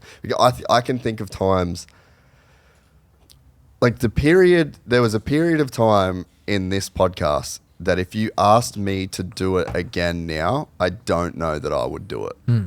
I think that I've figured out a way to make money that I could transfer that skill. Like I could just make a sideways step and make as much money and not have to go through that again. Yeah. But that's the reason to do it too. But yeah, I'm so grateful that I did go through those times. Like I've been like essentially homeless while I've been doing this podcast. I've spent multiple weeks sleeping on the floor of the studio when a guest rolls in and I roll up my swag and then put it in the little room underneath the stairs so that nobody can see it. And there were just years of me before Ronan started the podcast where it was like I just was so fucking sick of myself. Yeah. I had to look and watch and see every stupid thing I said and see every mistake I made. And like, it was just such a brutally confronting. That is really painful. It is. It was brutally confronting to the point where like I don't ever watch anything. Like I barely watch the clips on Instagram. Because it's no one should have to see that much of themselves. It is terrible. I mean, we have done some launch videos for Stark and I have to watch them because we're editing them and have to understand the full message. And it is so difficult to see yourself as like, what a fucking idiot I am. And you're reading off a script. You're reading, and you've approved that before you fucking did the video. But it was an idiot writing the script, which was me. yeah. Well, imagine not having any script and just talking absolute shit for 3 hours. Yeah. This is my 6th one of these this week, and it's like it was so brutal to it's out of sight, out of mind now. Like I've gotten to the point where I don't have to watch it, I don't have to do the editing. It's not the same process, but like those early years, and I had no other choice, and it was just so fucking torturous to go through that process, you know, because it's like if I had my choice, I would delete the entire episode, but then you don't have the product and you don't have the... So it is so hard to go through when you're trying to build something that you think can be great, and it just comes with so much sacrifice and just it's a bloodbath for a lot of it. Yeah. Do you follow some of the Enduro World Championships? Not really. Okay. I'm not as into the hard enduro stuff as you yet. Maybe you'll sell me. Maybe you won't. Maybe after tonight, if we have time, I'll take you out for some good riding. What makes you ask? If I follow. I was curious to hear on your opinion on how, because I think one of the things that we have said before is, okay, we want to race in the World Championship against Combustion. And it happened. Incredible. Like how did that actually happen? And now we're doing that as the only industry in the world where we have electric and combustion racing head to head, which I think is amazing. Making the sport, I am just a little bit biased, but it's bringing just one more variable that is super interesting to see. Okay, where does the electric benefit? Where does the gas benefit? And I was curious, because you are obviously an expert at the sport, especially in like understanding the racing and so on, to see your opinion on it now that we have been in Super Enduro now for a couple of years and now enter the Enduro GP and the hard Enduro and of course the World Supercross Championship. Yeah, I really did want to touch on a lot of this. I'm not as familiar with the results and how the bike has been doing in those other championships. So you're going to have to enlighten me there. But I don't know how much of this is public or not, but I know that you guys definitely had some problems with being allowed to have a competitive motorcycle at times. Like your hand was very forced to the point where every one of your riders, obviously they're going to always wish that they had more power than what they did. But every one of your riders is like, yeah, it's not fair. Like the way that they're handicapping us versus the combustion bikes. But what was the experience from your perspective? So I mean, first, obviously, I mean, it started with the Super Enduro, where Super Enduro World Championship, and actually what we realized, this was 23, probably. Yes, must have been. Was that electric is allowed in the Super Enduro World Championship, because they changed the rules when KTM came out with their freeride. Then it was very easy to change rules, apparently. So I was about to say, oh, isn't that surprising? Do the people that organise these events get sent KTMs by chance? And is there any? I mean, seems crazy. When the KTM freeride came out, it was very easy to make it allowed to race. Okay, so we found out. We signed up. Actually, we had the approval officially. So we hired a team. We trained. We built the race team. You know, all the people around it. We came to the first race. 24 hours before the first race start, they changed the rules to forbid electric. So it was allowed and was forbidden. We hired the race team. We hired the riders. We prepared the bikes. We drove to the race. We were there. They did the training. And then they changed the rules. So that is a little bit frustrating, tiny bit.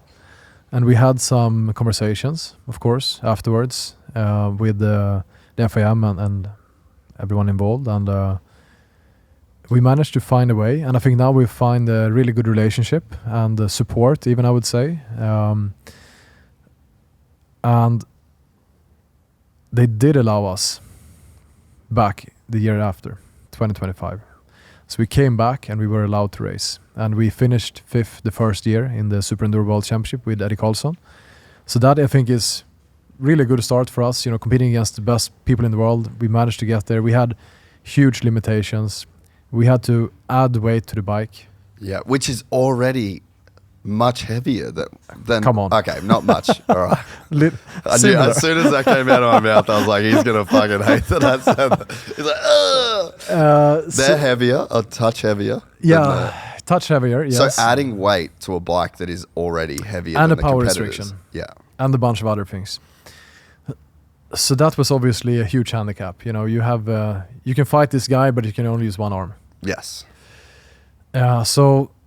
But we have had a great relationship with FIM, I think, through this, where it's been very reasonable conversations, and they've seen, okay, this handicap is not fair. They have opened up step by step. Now we have much less handicaps, still some. And last season we finished 4th. We almost won a race.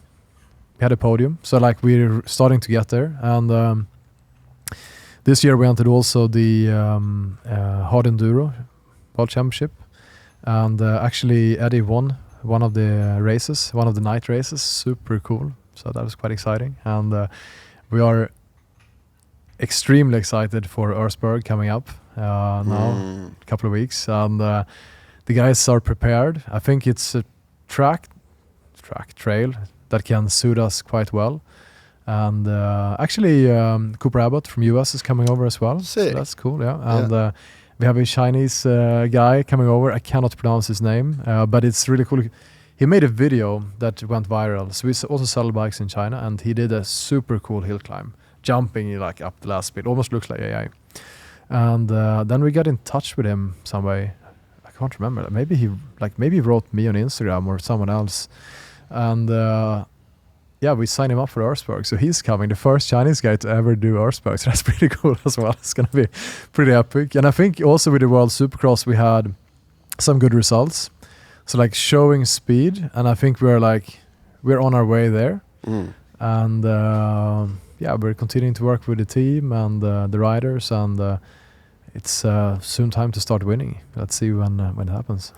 Yeah, I don't think it's going to be long. So this World Supercross is what I obviously had experience. I was at a bunch of those races, and it's funny from the commentary booth, knowing riding those bikes. I mean, I don't know if Daniel Blair had really ridden those bikes, but I'm watching both of the tracks where I was doing commentary, and I'm like, this bike will work amazing in these areas of this racetrack, and you could see where the bikes were so good, in the super dry, slick, just the amount of control that you have in those conditions.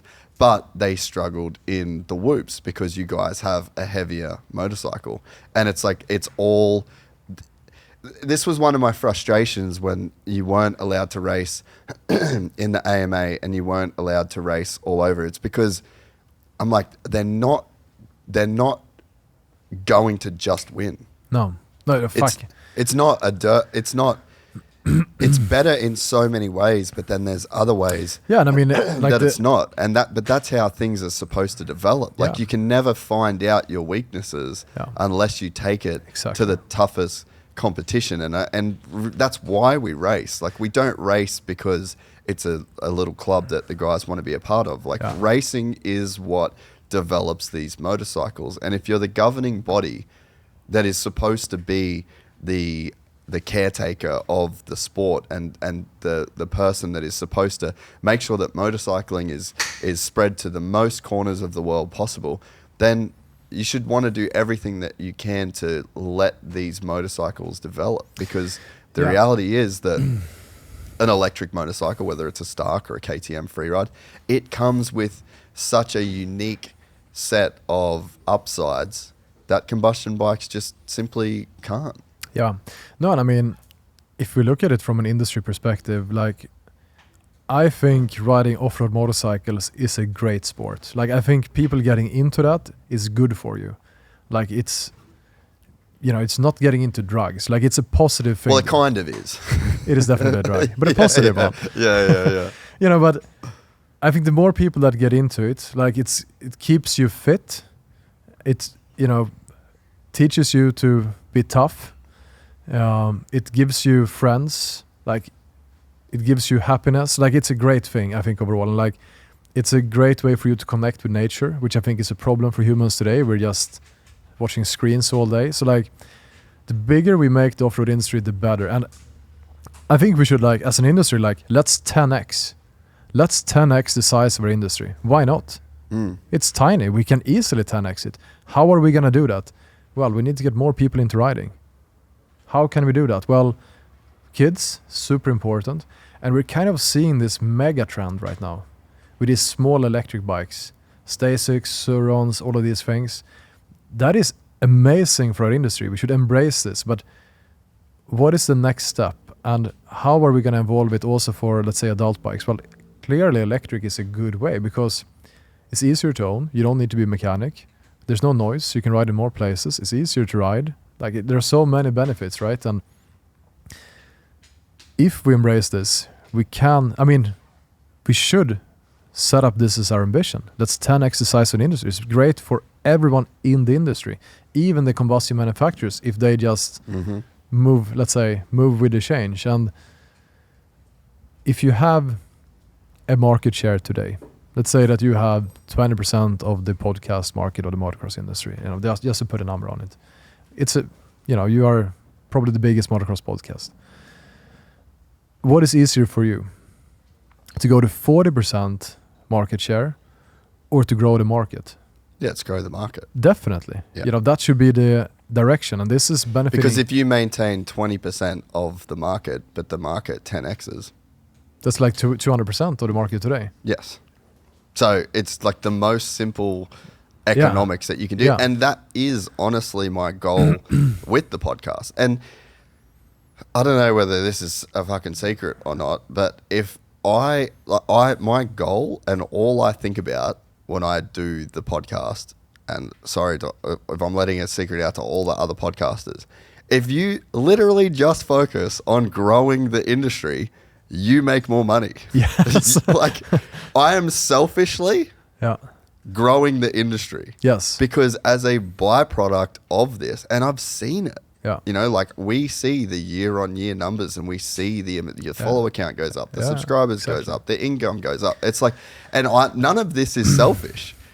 The net result is selfish, but it's not my ambition. It's not. I don't have to think about me getting better in this. I think about what's better for my sport and what's better for the athletes. I think about what's good for the guests, because what's good for the goose is good for the gander. Definitely, you know, and it's the easiest way of thinking. And so many companies and people, and it's not this industry, it's all industries, they have this zero-sum mindset where they think that for them to win, somebody else has to lose. Yeah. But that's not how it works. no. No, I mean, there are 135 million kids born every year, and we should ask ourselves, how many of those should we get into riding? I mean, at least 1%. At least. And then we're crushing it. Exactly. Yeah. And you are right. That was one of the things that I was going to ask, because living in where I live in California, I can sit on my front balcony and just watch kids wheelie on Surons, Super 76s. Like, there is an epidemic of these kids that they would have never got a chance to ride motorcycles in their life. Definitely. This is right now opened up this incredible market. Yeah. And by having, whether it's a Stark, a KTM, a Yamaha, or whatever, a Flux, whatever they're called, you become this natural stepping stone for these kids to graduate from. Because Definitely. all that, it's progression. When you step on a motorcycle, I don't know anybody that rides anything that wants to stay at their skill level, the speed that they're at, keep their machine for 10 years. You get put into this stream of progression in all of these factors with yourself, with your equipment.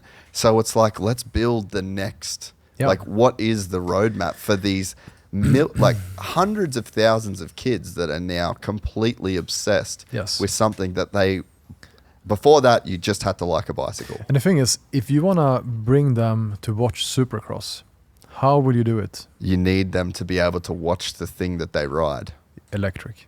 You know, so if you ride a Suron or a Stark, of course it's relatable to the YC450.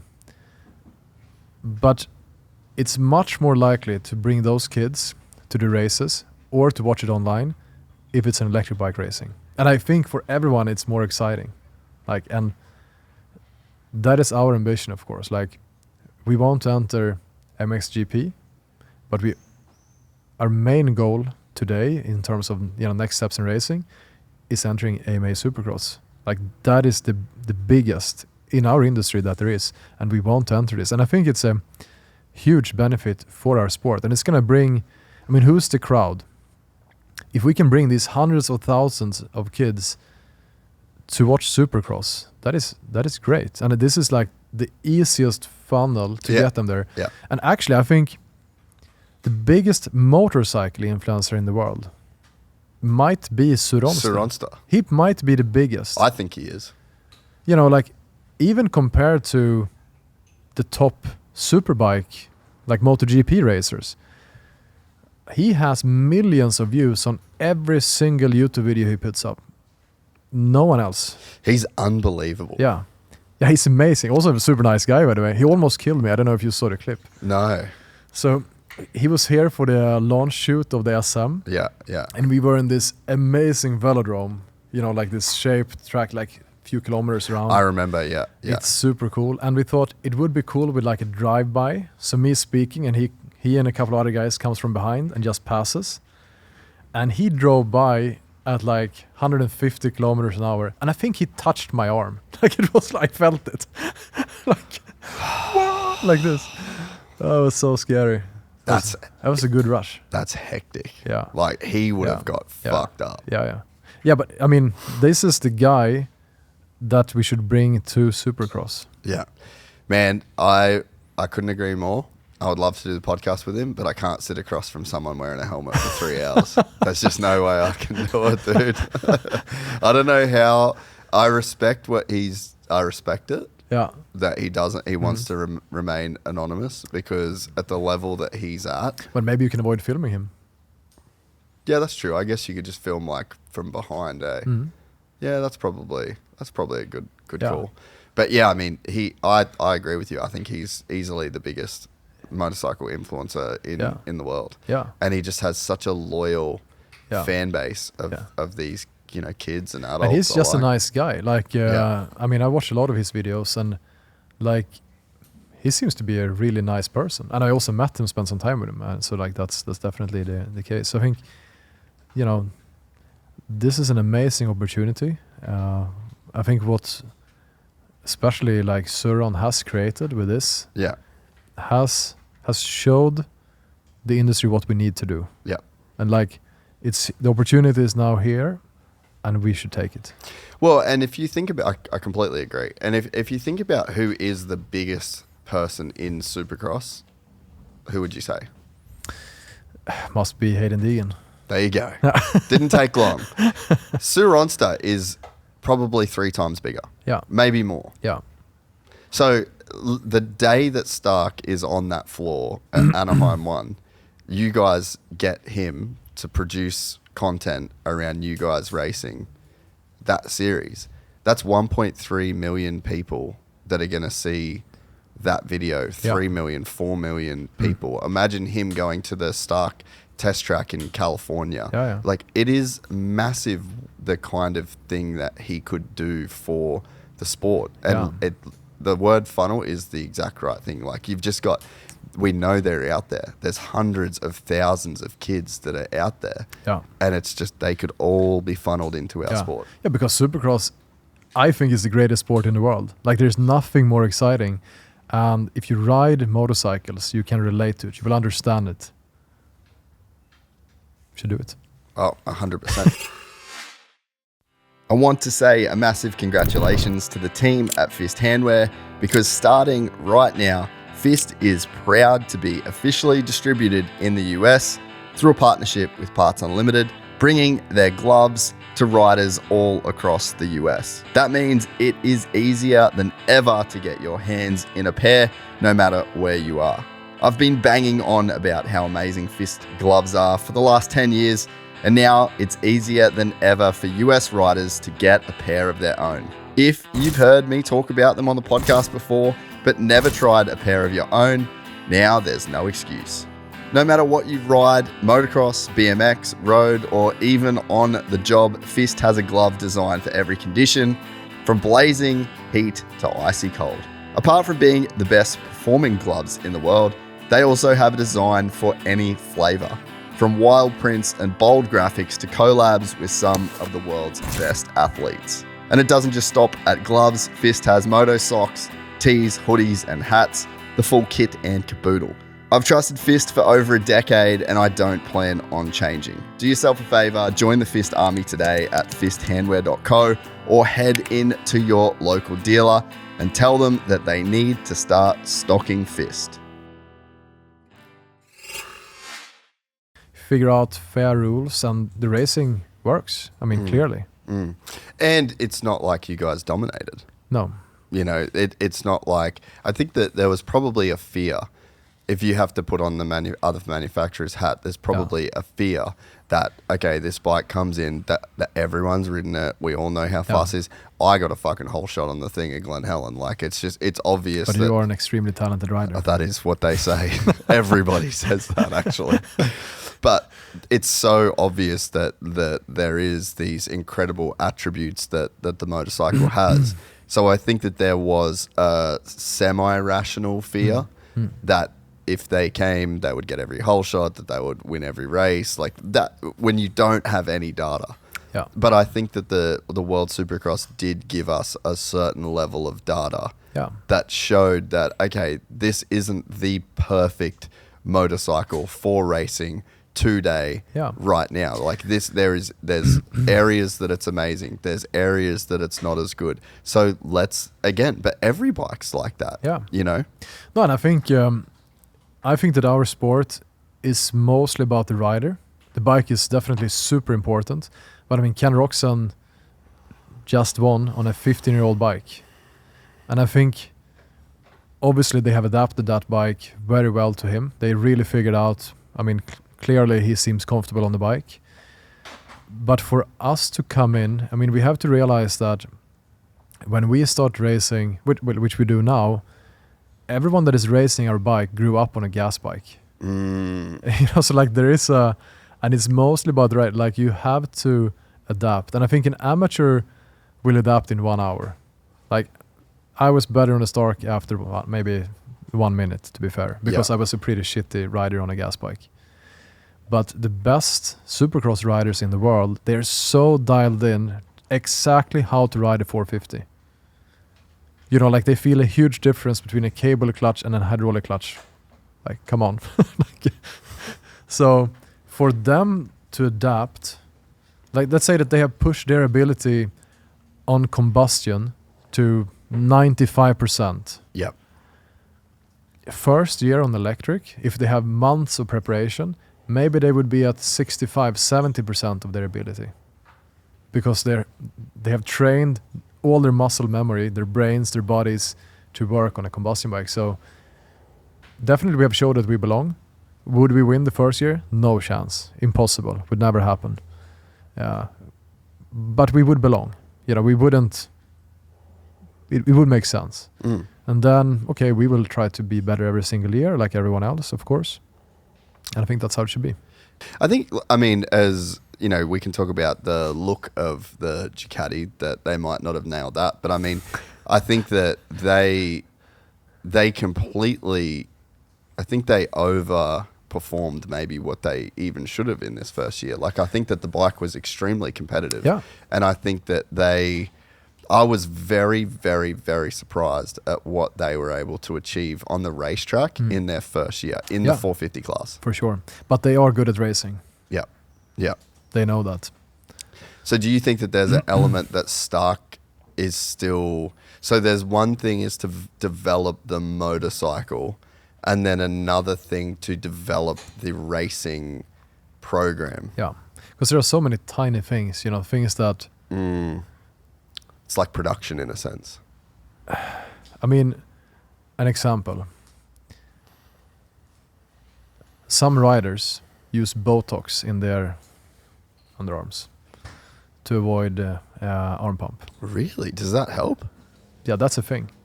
I've never heard that. Yeah, maybe it's a confidential thing. Maybe we shouldn't say that. So like, there are so many tricks, both when it comes down to the riders, but also the bikes. Like there are similar tricks with the bike, like things. So you need to build all of that around racing to make the suspension work perfectly, exactly how to make the tires work perfectly. Like there are so many tricks around it with both the rider and the bike, and a combination of that we are definitely not mature from a racing perspective. I mean, we are learning so much every single weekend we go racing, and now we're racing a lot. But if you compare that to the best factory teams in the world, we are miles away from, you know, what they have up and running, basically. I think we're gonna get there. We're making huge progress, but we're, you know, you can't compare it to, you know, KTM, Honda, Yamaha. They have been building these programs for, I don't know, 50 years or something. Man, so when I visited the factory in Japan, the same guy's been doing the chassis development for like he did the very first 4-stroke. Yeah.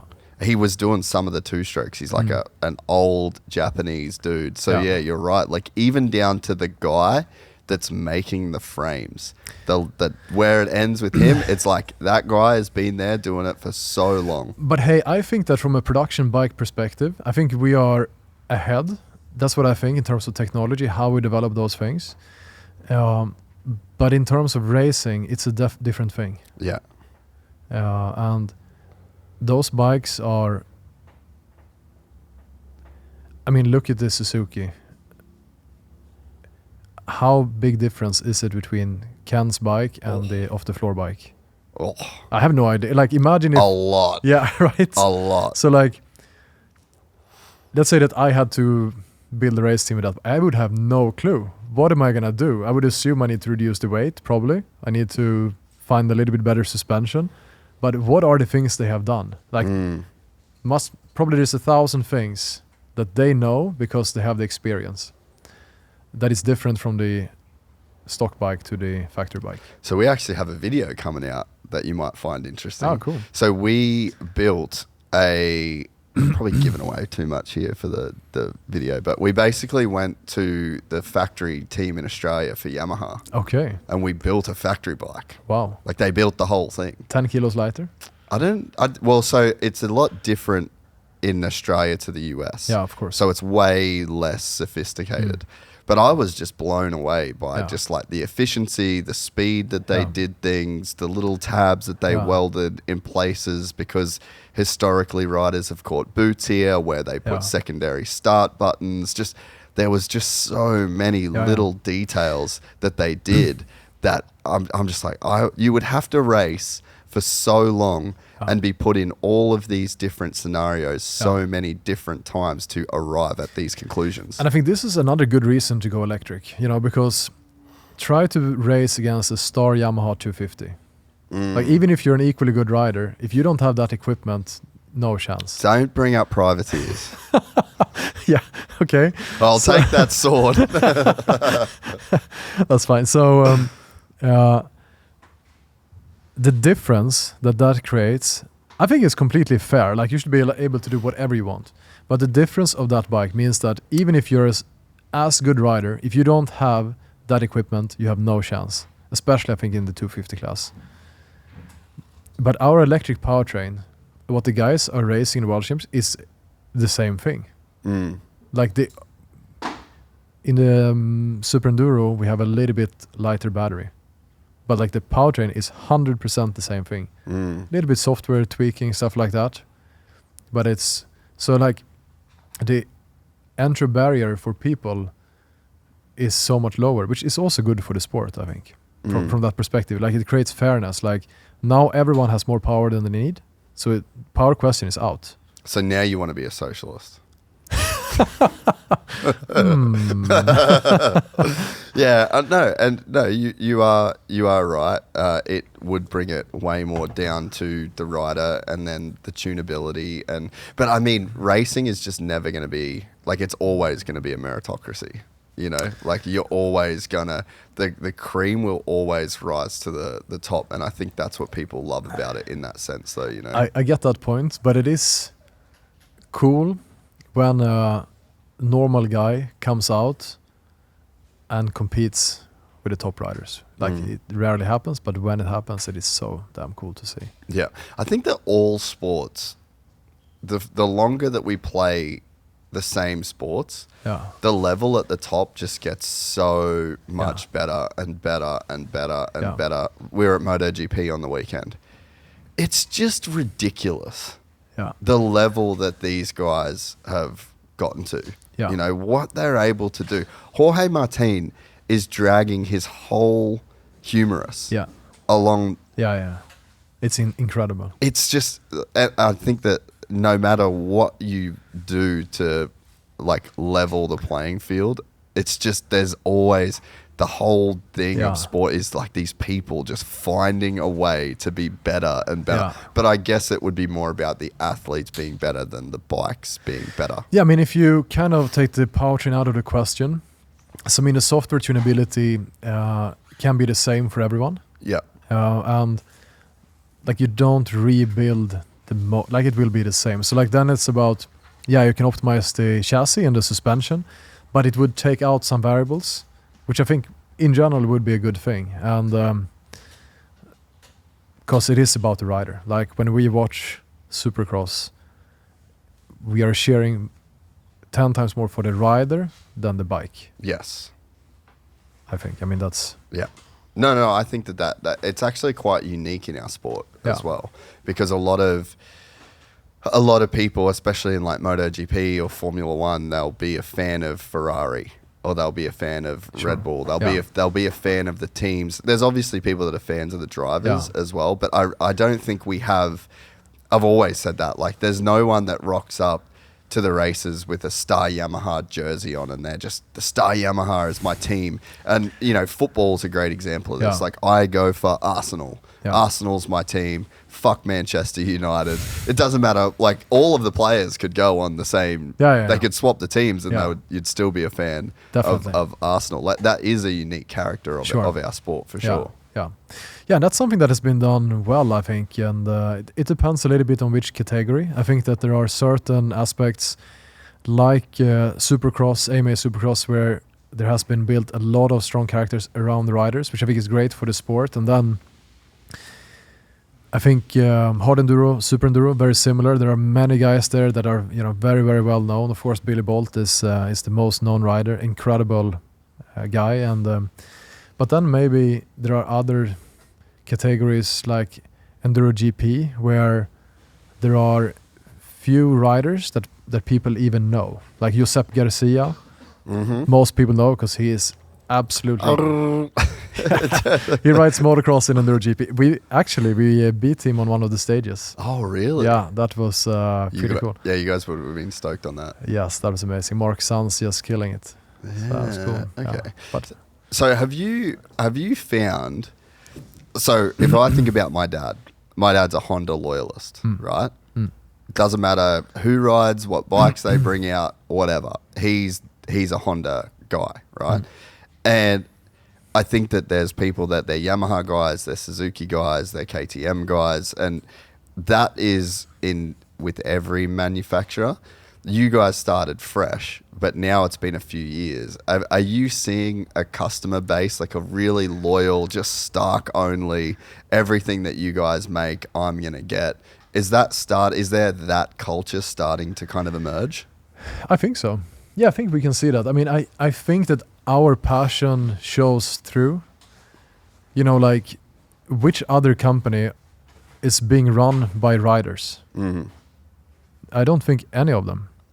But we are out riding every single week. And I think that shows. Like, the level of details that we go to in terms of product. I mean, me, my co-founder Paul, our CTO, and also Martin, our chief design officer, you know, we can spend days discussing something that 99.9% will never notice on the bike.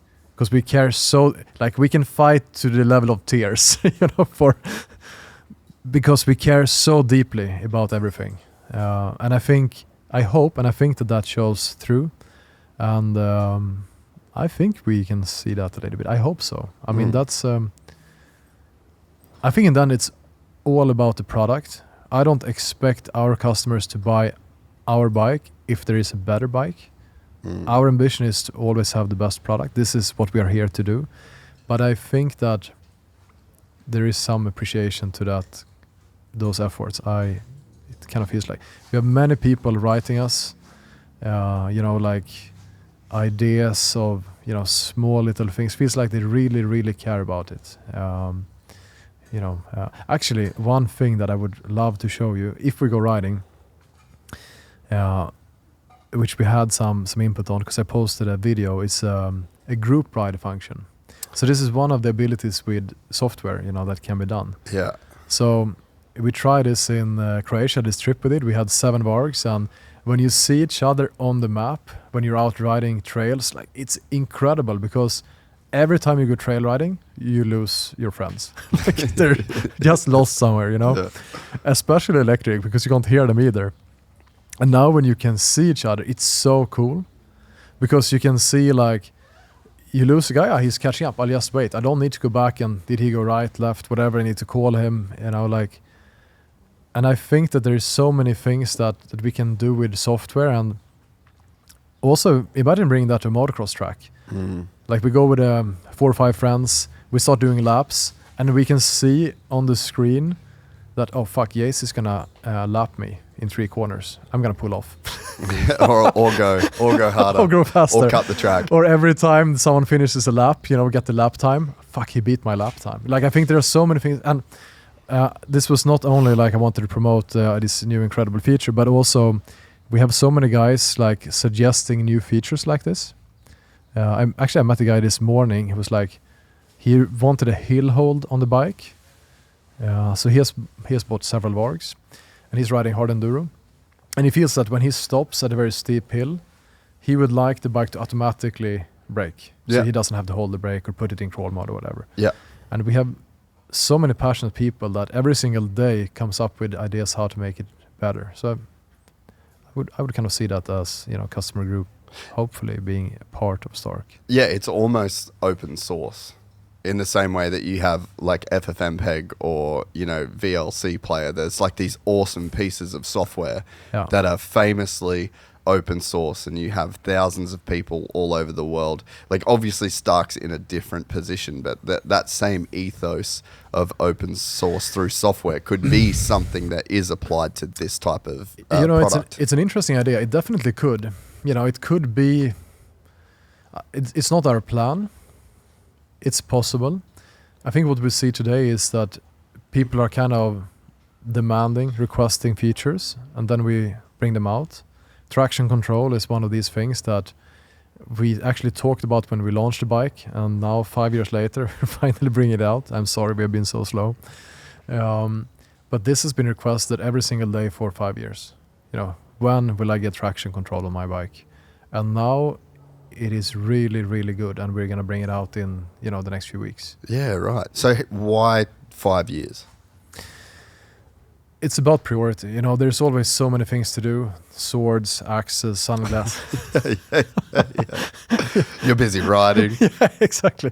We're busy with many different things, and the software team has a massive, massive amount of things to do.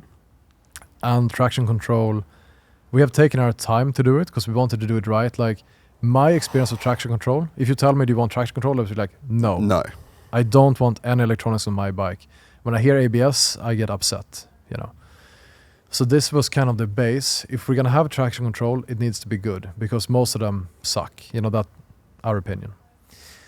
So how can we do that, And there's, especially with off-road, that's a little bit challenging because most of traction controls today are based upon that you're always touching the surface. Mm-hmm. But we are jumping and we are bouncing with our bikes, so we're in the air.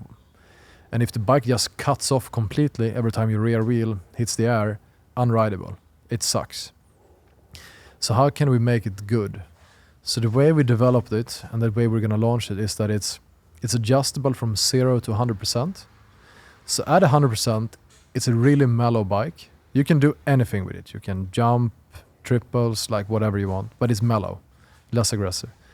But then, if I put it at 30, 40% traction control, I can do gravel roads, full throttle, and just slide like I'm a speedway rider, in control, which when I do that without, I'm not skilled enough. Like I can do it, but I will almost fall all the time. But when I have our traction control on and I put it in 30 to 40%, I can have full throttle and I have like a controlled slide through the corner like we see in MotoGP. And that is an amazing feeling. And it's not holding me back. It's allowing me to do things that I'm not skilled enough to do, which is pretty cool. So that's taken us a long time to figure that out. And also the thing with like bumps.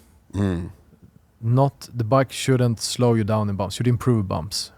That was also like, how do you detect that you're in the air in a good way? Super complex. But we figured it out.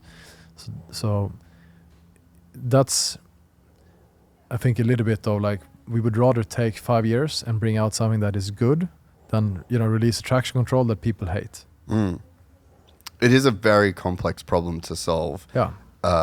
On dirt. I would love to speak to some of the software team about how they actually did that. Hey, you can try it if you want. Yeah, I actually would love to try it. Yeah, because when you get into the world of code, you can do anything. It's developed with AI. Our traction control is mostly developed by AI. I was wondering, that was going to be my next question. It's like, so how much you can do everything or anything, but it's like, it's just getting the code to do what you want it to do and articulating the problem that needs to be solved. And I think that's one of the beauties of AI is like, if you can really articulate the problem and if you can create the data points that it needs for reference, then like it is incredibly possible to do almost anything. Yeah, it's so cool. You know, like we had machine learning in the bike already like 2 years ago. Oh, really? Yeah. So I mean, like like it's not like one thing is using AI to develop code and then the code is in the bike, but we have active machine learning in the bike, which is pretty cool too. So how does that work? So, you know, one great example is the motor temperature. So we have temperature sensors within the motor, and sometimes temperature sensors will fail. Like it's just like anything, sometime will fail. Not like a high percentage, but it can happen. Yeah. And we realized that. And what is the best way to manage that situation, you know, for the customer? How do we make the customers happy? Well, it should never fail. Okay. The best way to achieve that something never fails is redundancy. Mm-hmm. And we already have several sensors, but you know, okay, for some reason, sometimes several might fail. So we developed a virtual motor temperature with machine learning. So we have 2 temperatures in the motor. One which is the sensor and one which is virtual. And we use the sensor until it stops working, which is not common. But if it stops working, we recognize that this is not a normal shift, like temperature cannot jump like this. And then we use the virtual temperature sensor. And they're reading like 5%. Like it's super accurate. It's pretty cool when you see the 2 curves next to each other. It's like pretty cool. Fuck. Yeah. So that you can like make a more robust product. Yeah, because you've got the real sensor is creating so many data points that it's following a predictable curve. No, so like, okay, then we figure out like, okay, so what is the general temperature? How much power are we using over time? And that's how it trains itself. Yeah. Wow. Are you guys using that anywhere else? Yes, also in the battery. Okay. So so you can start to, and then that helps with like optimization algorithms that I'm sure. Yeah. So because one of the challenges, so the battery tech is a hardware problem and a software problem combined, right? Yeah. So as hardware takes longer to work because you're shifting physical atoms around. So you've got to take physical atoms from somewhere and then you have to turn them into a battery. This takes quite a long time. So if you're only ever developing the hardware, then you're going to have multiple lengths of time until you can actually iterate the design. But when you can then have software that is iterating at every infinite, like it could just be continually iterating.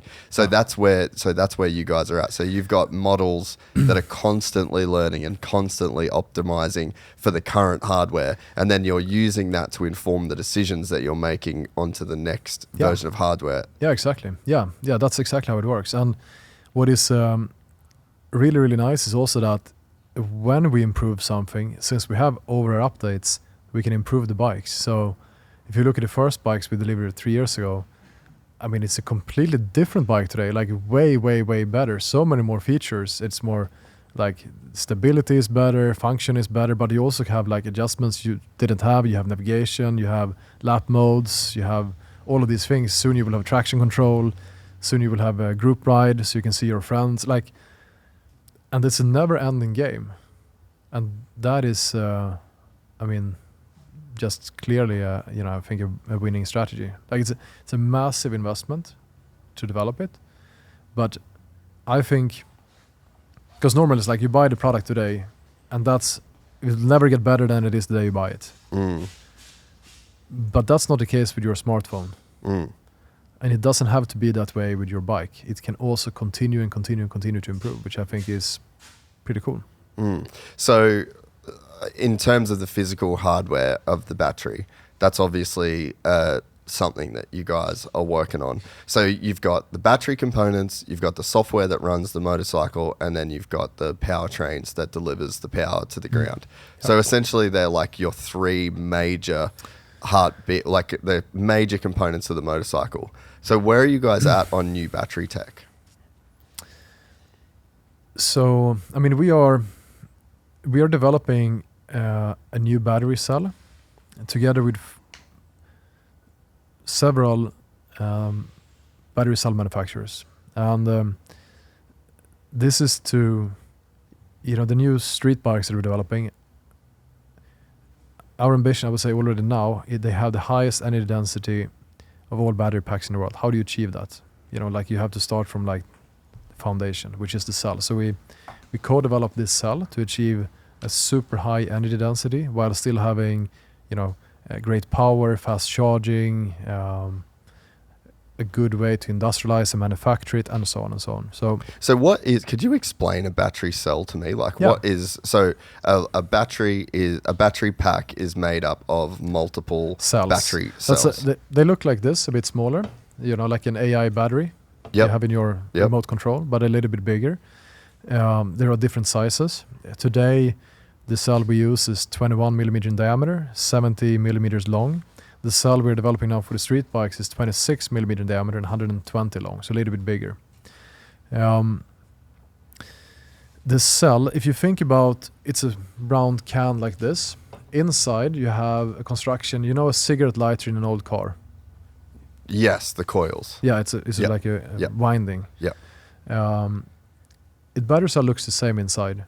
And that winding consists of one layer which is a cathode and one layer which is an anode. And the energy travels between them, and then you have a separator between them. So you have that, like those two layers, let's say put together, then you roll them up as called a jelly roll. You put it into the can, and then you fill the cell with an electrolyte, which is a liquid. And when people talk about solid state battery, it means basically that they replace that liquid with a solid material. Because a liquid is more sensitive to temperature, cold temperature, high temperatures, these kind of things. And then you have a cap on it, and then you basically connect the terminals, so plus and a minus. Yep. And that's the cell, that, from a very high level perspective. The cathode and anode, one is aluminium, one is copper, and they have a specific coating on them. So you coat them with different, lithium, nickel, cobalt, whatever, depends on the chemistry. Yep. That is essentially how a battery cell works today. And so these new cells that you're developing, obviously there's probably stuff you can't say, but what is different about? Is it fundamentally the same thing? So basically, what do you want to achieve? You want to achieve a higher energy density. So for every gram of the cell, you want more watts, more energy. Yeah. Right? So the way to achieve that is through many different ways. One is that we are replacing the steel can with aluminium, which is lighter. So we can achieve density through the packaging of the cell. There are some other benefits with aluminium also, like cooling and so on. Then the chemistry, so the coating of the anode and the cathode is can be, unlimited amounts of different chemistries, which is okay. And this one is, let's say, the highest level of what exists today. And then the electrolyte is like a semi-solid electrolyte, so it's still a liquid, but there are solid elements of it. So that is essentially. And then, of course, the pack density is what really matters, right? So if you make a cell that has a huge energy density, but then in order to make it a pack, you have to use a lot of materials.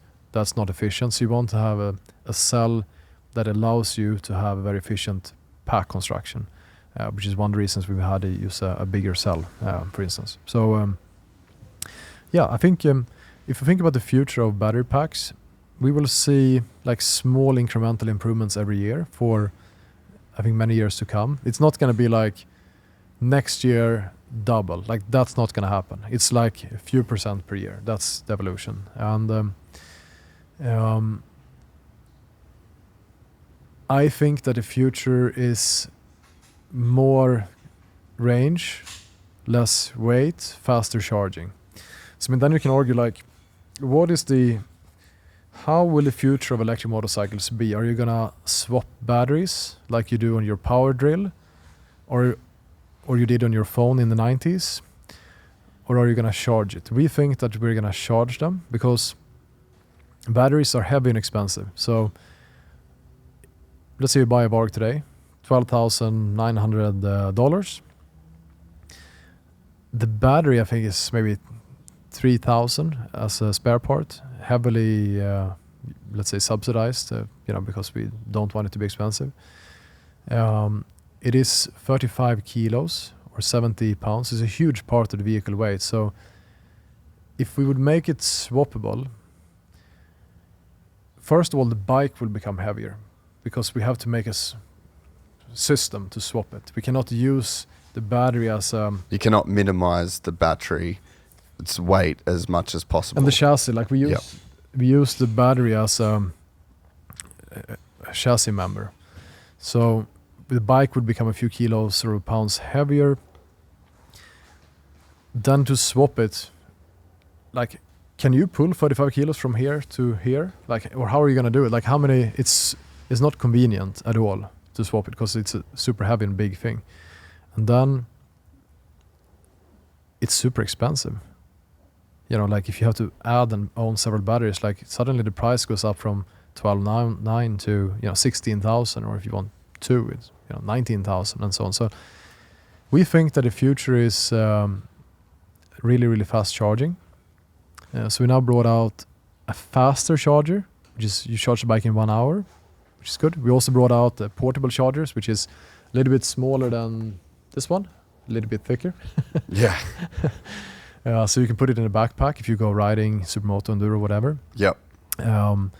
So our ambition is to really, really make it convenient and fast to charge the bikes. I think that should be a solution. So when you stop and rest at a track, you just plug in the bike, and whenever you are rested, you have a full battery. Like, you shouldn't have to think about it. So I think that is really the direction that we are taking. And it could be two ways, but I think swapping batteries, like hugely compromised chassis performance, not only weight, but also flex, weight distribution,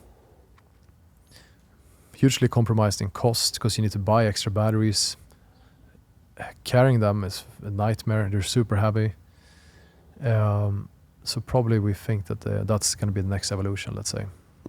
Yeah, I don't love the idea of having to swap a battery at the track. Like it would be much more efficient. That's probably one of the real, like you have to start somewhere, but that would be the one limitation of the vehicle at the moment. And it's like, if you guys are able to optimize that process over, the next period of time, that makes the bike infinitely more appealing. And I mean, our first phones probably had swappable batteries. In the 90s, that was the case. I don't even remember why. Now it seems so weird that you would swap the battery in your phone. But that was the case, and they investigated this. They spent billions actually to develop this for cars, and they realized, maybe this is not the way. So I just think like electricity is everywhere. Like every single building in the world more or less has electricity. But swapping stations, like that would be a huge limitation, so. And I think when you can charge your bike really easily and really fast, it should become something you never think about. Like you stop and you just plug it in. That's easy.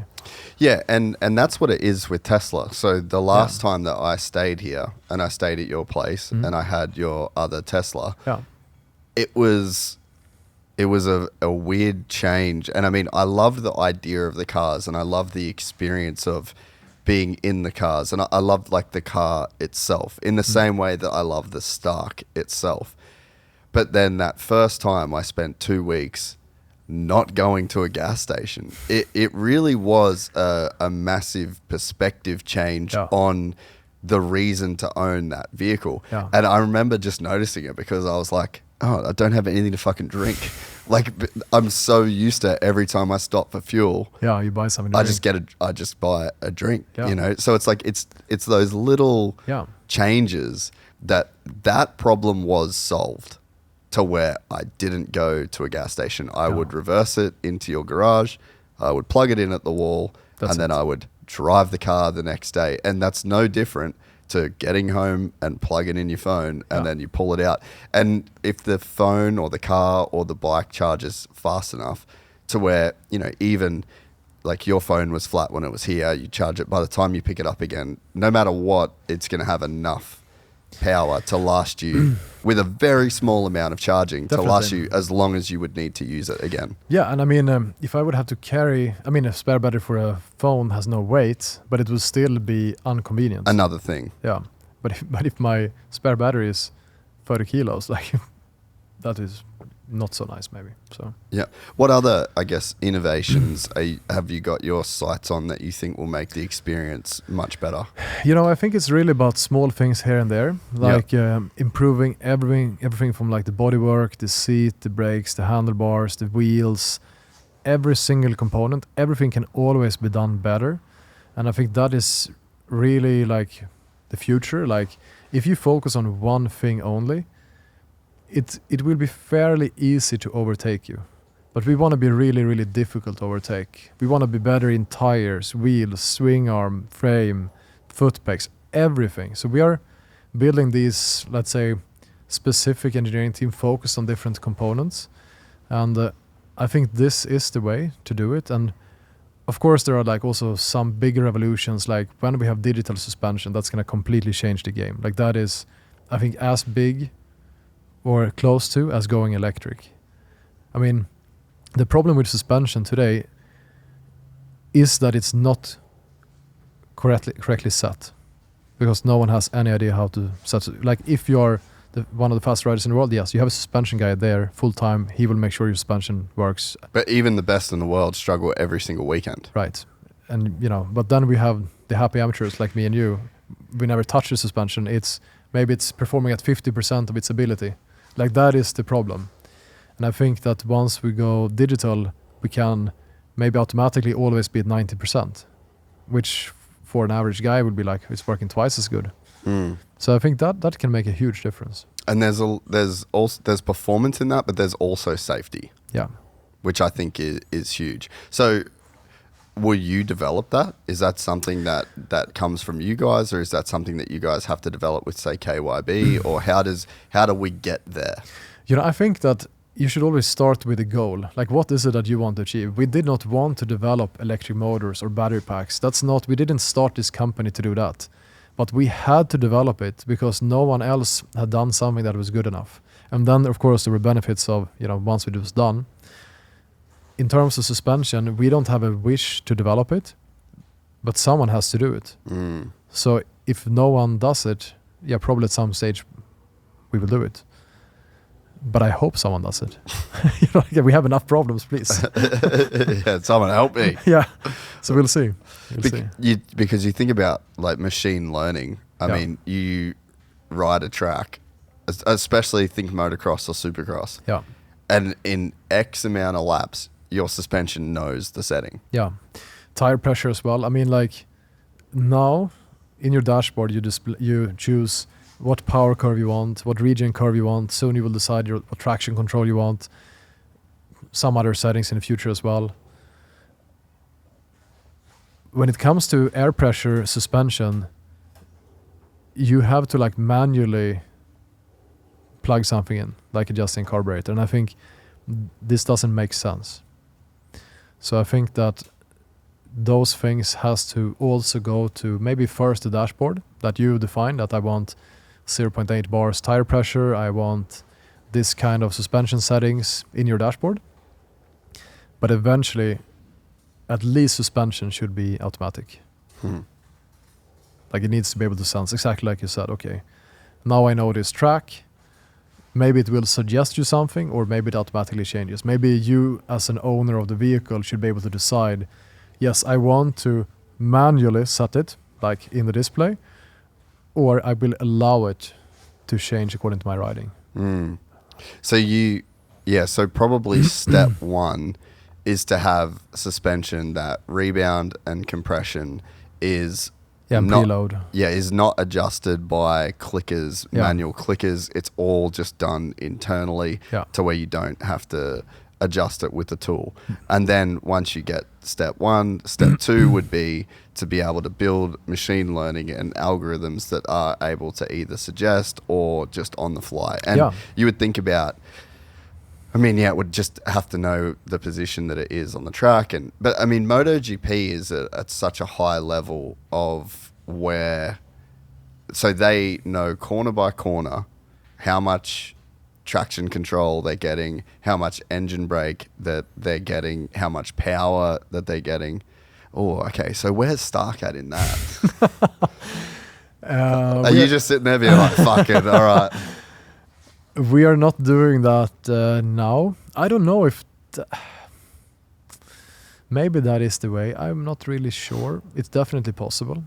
It would be super possible with with the motor that you have by definition. Yeah, no, it's...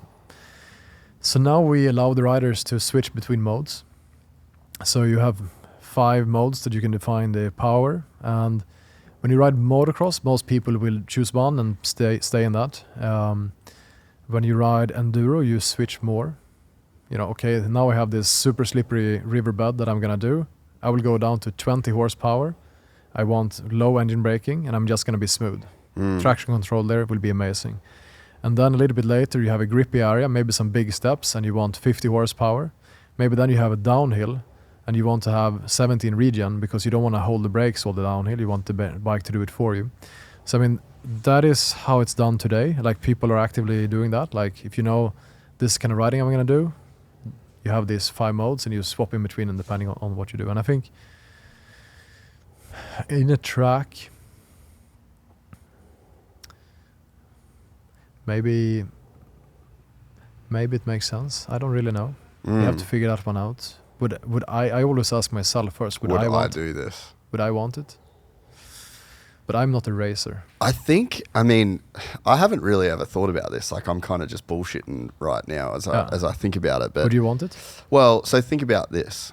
Think about you're a guy that doesn't really know how fast he has to jump something. And there's like an element of safety that comes into play, right? Yeah. So you come out of a turn and you double the jump, and the bike can feel, because of the sensors. So let's say you've got a double and then there's an extra triple step down, right? Yeah. So now you're a guy that can jump, the double, and then you roll back down. The bike would know how fast you would have to hit that jump to actually clear it. And it's like, it just won't let you, like, if you go for that jump, it just won't let you go too slow or overjump or underjump. Like, I think that's a realistic feature. How is he going to know that you're going to scrub? Well, it would feel that probably. Well, but so this isn't designed at somebody that can scrub. Okay. So this is more designed at somebody who is learning so this would almost become like a riding aid in a sense, because like I go with, I've got friends that I'm riding with all the time. Again, trying to grow the sport. Like, I'm bringing in these guys that do other sports or do movies or whatever it is that they do, and trying to get them into this like froth of riding, right? And they'll see a double and they're like, how fast do I hit it? Yeah. And it's like, how long's a piece of string? Like you can kind of tell them, but you can't really. It's like, there's probably a way where it's like, if that bike could know exactly how fast it can't, or, it can't go this slow because it'll underjump, and it can't go this fast because it'll overjump. And then there's also pitch in the air to the point where... Pitch in the air would be fairly easy. Yeah, it's super easy. Yeah, that I think makes a lot of sense. And I think I have a good example. So Gypsy 500, the race that we did in the US, which was amazing. Really, really loved it. I told you about it earlier. When we went out for the first lap, I was following you, and immediately you jumped this huge double. And I got scared. Like, it was a little bit over what I would normally be comfortable doing, at least first lap. But I felt, okay, he did it, I have to do it. But I had no idea how fast I was going to go. So if the bike would limit me so I couldn't go too fast, that would be fairly easy. Like, I just hold the throttle and it will adjust a little bit. Would I want it? I don't know, because it's also the element where you want to ride the bike. Yeah. You don't want the bike to ride you. Yeah. So I think we have to figure these things out a little bit, step by step, perhaps. Yeah, I think. I mean, maybe I would want it on some jumps. I have a question for you. Yeah. Something that is easy to develop is wheelie control. So I can wheelie. It is one of very few skills that I have. Maybe the only bike skill that I have is that I'm not great, but I'm decent at doing wheelies. I'm extremely proud of that, and I like to talk trash to all my friends who can't wheelie. Sending them memes about people that can't wheel is, let's say 20% of my total happiness in life. That's a huge part, right? So all of these guys who can't wheelie, Paul, my co-founder, Daniel Peterson, one of my board members, I'm happy to call you out, Jorge. Great guy, by the way. They're all great. Can't wheelie. They can't wheelie. It's terrible. So then we release wheelie control. Let's say we do that. So it limits your angle. You can set which angle you would like. So we show you this is the balance point. Let's say that's X amount of degrees. And we allow you to set. So maybe you put a limit at the balance point. So the bike is going to allow you to go up there, but not further. Suddenly, everyone can wheelie. Did you see what One Wheel just released? I don't know. You know the One Wheel skateboards? I have one. They just made a little scooter type thing, like a little bike. Oh yeah, I saw that. Yeah, and you can. I saw that. Yeah, the gyro. Yeah, and it keeps you there. Yeah. I never thought about it for the start. See, I would love this because I can wheelie, but I'm not great at it. But I also haven't put enough time into it. That's why I want one of them, because I just want to practice some wheelies. The SM, yeah. But the wheelie machine.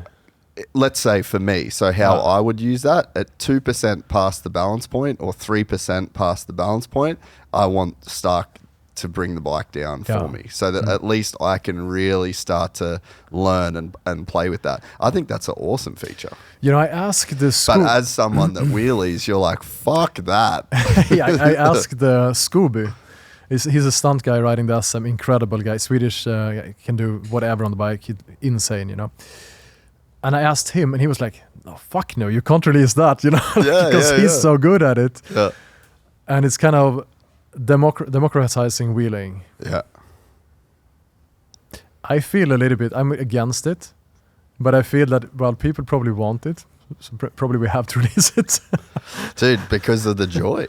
Yeah. You're just spreading the joy that's a good reason. The joy of motorcycling, And just accept that there is no more memes. Have to find something else then. Well, the memes still exist if you tell your buddy to do a wheelie without it. But this is like a teacher, Yep. Yeah, training aid. And that's what I'm thinking about the jumps, right? So like there's I don't know how this would work. I mean, this would be a cool project. Like this would be something cool is to let's go to a track and let's make it so that we know the distance, we know the speed, we have someone that we can create a model of what jumping this looks like. And let's see that if we can make this to where it is super safe for people to actually be able to do this. And if you've got this kind of groupthink of all of the VARGs and you've got all of the data at every track that you go to, you would have data over what actually is a case or a, But for a road bike, like the Supermoto, for instance, you could also use this to go faster. Because we saw that with traction control now. I think we did a test. I think it's the Spanish national champion in Supermoto, so really, really fast guy. I think he did 1 second faster lap times with the traction control. So it allowed him to go, and obviously he's an amazing rider. With wheelie control, you could set give me 10 degrees. So you can just go full throttle. Yeah. I think in motocross it's probably going to be problematic because, with jumps and, hills. You want to have the amount of control, right? Yeah. Maybe not in the start. Yeah. So as a launch control, it would make sense. Yeah. But for the rest of the track, maybe not. But launch control, wheelie, and traction control, you took the whole shot, but now you could do it a little bit easier. Yeah. Yeah, but it was pretty fucking easy. I had 70, it was 70 horsepower. Yeah. And then I can't remember what. I think I really liked the bike at 60. Okay. But what I did do was I went way back on the engine braking. Yeah. Like I got or regen. Yeah. I got so comfortable from the gas bike. Like that's the comfort zone. You talk about riding something your entire life that's starting to free roll. It was way better for the chassis because it just got too rough. It got so rough at Glen Helen for that race that I just had to free the bike up. But it was just by dragging that slider, I think I ended up at 19 from memory. Yeah. Cool. And it completely changed the handling of the motorcycle without any suspension adjustments. That's super interesting that you say it because I came from a 450 and I started riding with 80% of regen or engine braking, which I felt comfortable with. And then I gradually decreased. Now I'm at 20 and it's so much better. Yeah, well, I'm at 19. Yeah, so same. Yeah, that's pretty cool. But it's what it does to the suspension. Yeah, definitely. That's but the also like thing. when you have strong engine braking, it's always so on and off. And yes, there's certain areas of the trail or the track where you just need a certain speed. So like it's more exhausting to always be on and off. Managing the throttle, yeah. So to just be able to roll through some sections, like you can roll faster into a corner, stuff like this. And of course, suspension makes a huge difference. Yeah. Well, even Jamie Ellis from Twisted gave me a map for my 350. It was around the same time, and it took out basically all of the engine braking, and by comparison to a normal combustion engine braking.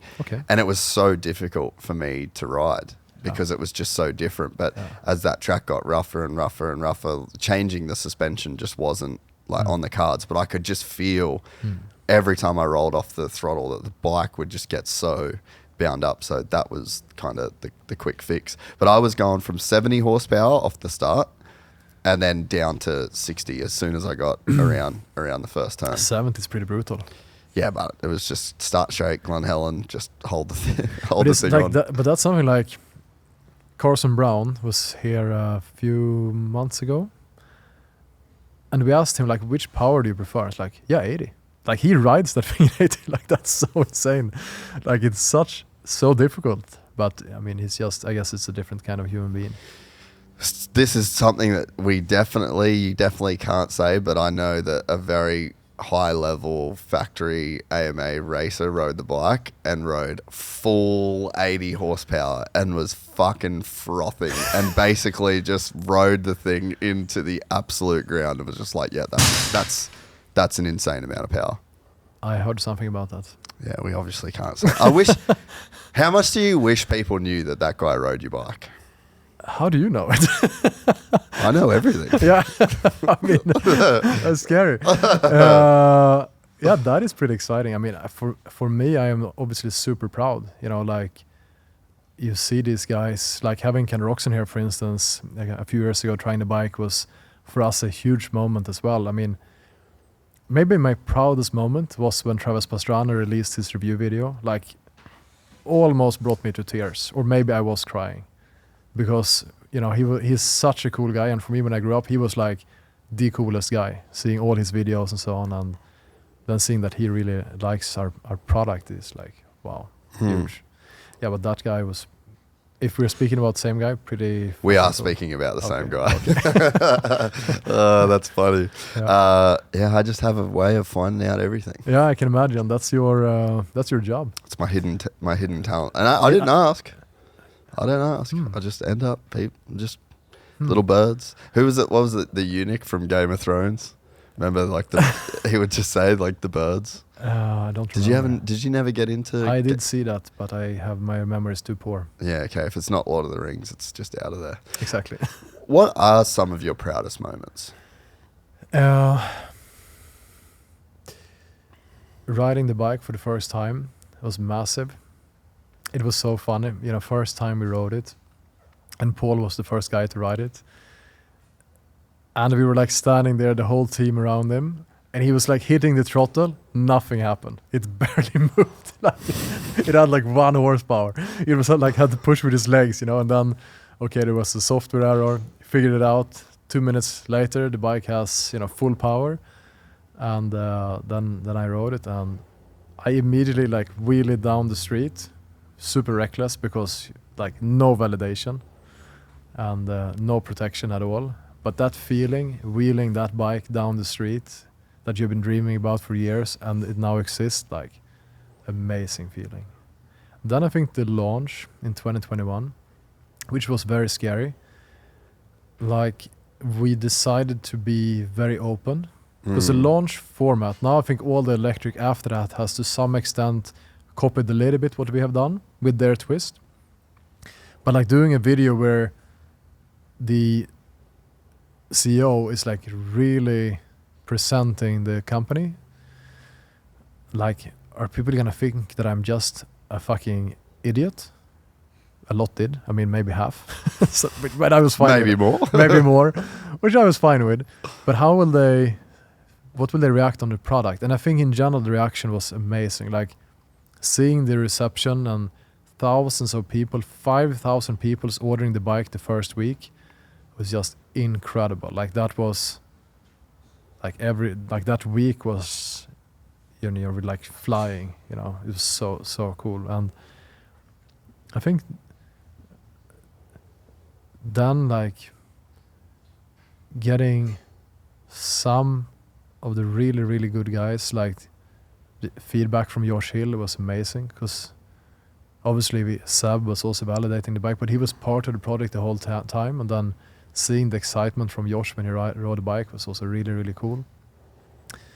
A bit surreal when Ken came by to try the bike, because that was very early, before we delivered bikes to customers. So we can actually, if we look at like Google Trends, we can kind of see the first bike, the launch, and then it's like nothing. It's like Ken trying the bike, kind of doubled the interest overnight, and then of course it went down a little bit again. And then when we launched the bike, so I would say that after that, starting production, that was the biggest one, because that was so difficult to achieve. I remember in the first, I feel like it was the first podcast where I said to you that one of the things that I loved about the company the most is that you were willing to put yourself out there as the founder and CEO of the company, because, I mean, Shiroichi Honda was, the more I learn about that guy, I mean, he was just fucking incredible. You know, like he had a vision to change the world. Yeah. And he never let go of that vision. Yeah. And you've toured the factory. You know, you've seen it, and you can see the culture is still alive. It's obviously never going to be what it was with him alive, but you can see the impact that it made on not only the company, but the lives of the employees and the whole world, and everybody that ends up touching those products, you know. And I just think in the modern era, so few people in this industry have actually done that, and they don't do that because there's a level of accountability that is extremely uncomfortable, and it's extremely difficult when things go wrong. Yeah. And it's a lot easier to just be a company that's faceless and kind of can distribute the, you know, no one person has to carry the blame, but I really respected the way that you put yourself out there initially. And I think that you've never stopped, you know, like you've almost kind of just taken more accountability as time went on. I mean, I felt that it is something that I really stand behind. Like, we put in all of our energy into it, you know, and I think that when you come out as a new company with such ridiculous claims, like, how do you validate that? Like, if you're not willing to bet yourself on it, why would other people bet on you? I think that's really, like, especially in the beginning, that is really, really important. Sorry, keep going. No, and then I think that having a person representing company or a brand can be really, really powerful. It can also be negative. I mean, I think we see that with Elon Musk, where in the beginning it was amazing, and then it took a negative turn, and people stopped buying Teslas because they didn't want to support him because of his political views, which you know, you can agree or not agree with them, but I mean, everyone should be able to have their opinion. Irrespective of the product. Right? But Yeah. he was so connected to that brand that, you know, all the left side politics, like literally started hating the car company because of that. And I'm not the person that really needs or wants to expose myself. So I think maybe for us it's less of a risk. Like the only time that I do expose myself is around Stark. Like I don't share I share some views here, but I think like I have chosen that public Anton is for Stark, and that is 100% me. I was going to say, there's not too much of a difference between public Anton and private Anton, you know. But you know, I'm not like driving a different agenda. Yeah, You know, I'm not like behind the scenes. Yeah, exactly. Or I'm not like driving politics, or if I was representing two companies, would be quite strange also, I think. If I would become the face of something else for some reason. But I feel like my legacy is Stark. That's what I will leave behind, and I'm super proud of that. Has it changed you as a person, do you think, in the last 4 years? I have a ponytail now. Inspired by yours truly. Oh, fucking hell. That's awesome. I have a lot of gray hairs. More gray. I didn't have gray hairs. I have some now. I am a little bit more fat.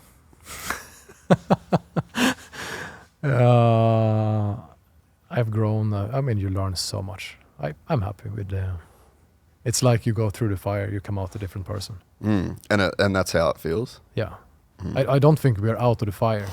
No, definitely. But you've gone through a lot, you know. Yeah, for sure.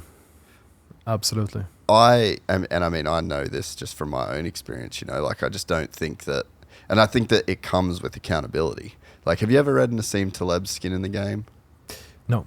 That's really cool. It's the book is it's Skin in the Game. Accountability is essentially the whole thing. But yeah, I don't think that you can put yourself out there consistently for so long without it actually affecting you as a person. And you can see it affects some people negatively. You know, you can see that some people just aren't really cut out for it. Yeah, you can't be too sensitive. You know, like I enjoy the jokes. Yeah. Like the gay jokes, the memes, like that has been one of the best parts of it. Like I'm a little bit sad that they've kind of dropped off now. Yeah. You know, right. like you cannot take yourself or things too seriously. Like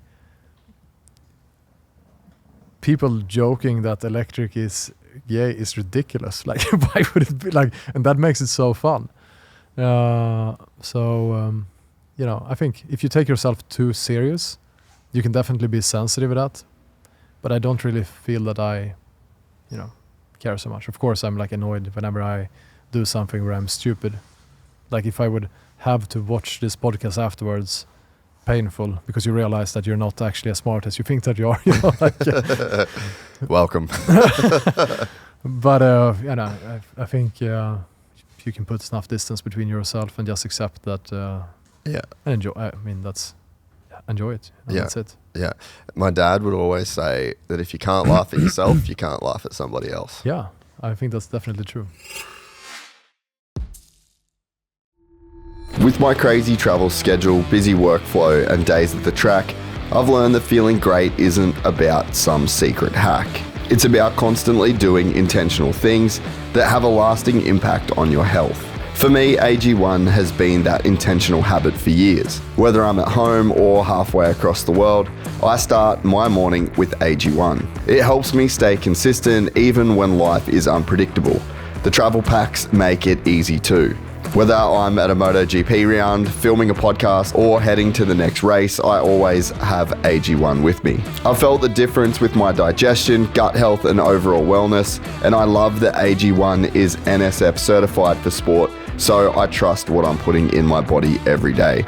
If you're ready to feel the difference for yourself, use the AG1 link in the description below to save on your next order.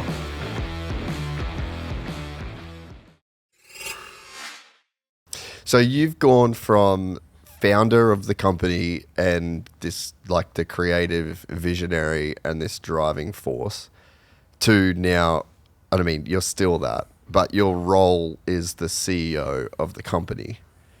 So how different are those two things? I mean, I don't really think that it's there's obviously the job changes. Like in the beginning, Yeah.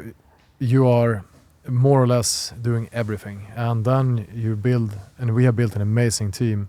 So then you do less things, and then sometimes you have to focus on financing. Sometimes you can focus on product, which is the best of times. That's why I run this company.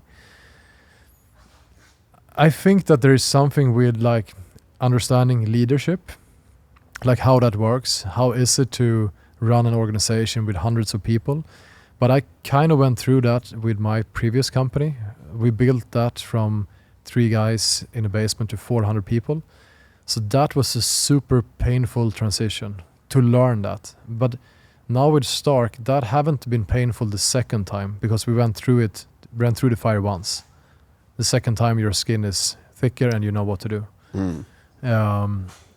So it hasn't been, in the second journey for me, which is Stark, it has not been such a big difference. I think my job changes every day, but it's as expected. I don't feel that there are so many surprises. What lessons did you learn the first time around that prepared you for this? And I'm sure that the company is better off because of what you went through with 24MX, right? Yeah, I don't think without that experience, I would not have been capable of doing this. Because to figure out those things there took way longer. So me as the founder and the CEO of Stark, I would not have been able to build what we have today without that experience. It would have taken way longer. Would have done many more mistakes. And you might not have been able to survive those mistakes. Yeah, could be, definitely. Most likely. So I'm very good at learning by mistakes. Really smart people, they don't need to make the mistakes. They can learn by studying something, reading a book. Unfortunately for me, I need to hit my head in the wall, and then a lot of those times don't do it a second time. So I did a lot of those mistakes with 24MX, how to build an organization, how to lead an organization. I think there's a really specific point for me with 24MX where I realized that I did a pretty bad job as a leader, where I lost almost my entire organization within a year because I was pushing them too hard. And I think, your most important task as a leader is to understand the strength of a person and then use those strengths. And you should use every person as a tool. And if you use every person as a tool using their strength, that is the best way to treat that person. Because then you help them and you allow them to perform. And when you try to make a square fit into a round hole, that is bad leadership. So you need to be able to understand the capabilities of each person. And every person has different capabilities. And everyone is good at something, and everyone, even the greatest people, suck at a lot of things. So if you try to you can take the highest performer in the world, but if you try to get him perform the wrong tasks, he will suck at it. Including me, of course, also, and everyone. And it will demotivate that person. So, if you take... you take Ken Roxon, and then you ask him to compete at horse riding. Probably it will take him a long time to race the horse. Yeah. It's not. Maybe he will be great. I don't know, but maybe he's not the best at something completely different, which is the things that make you great at something will make you really bad at something else. And I think that's the biggest part of leadership. So, yeah, I've found that in my own experience on a much smaller scale as well. And so how do you manage your expectations of people then? You said that you can't push people too hard. How do you manage that balance? I think people are happier when they have pressure, but the right amount and in the right way.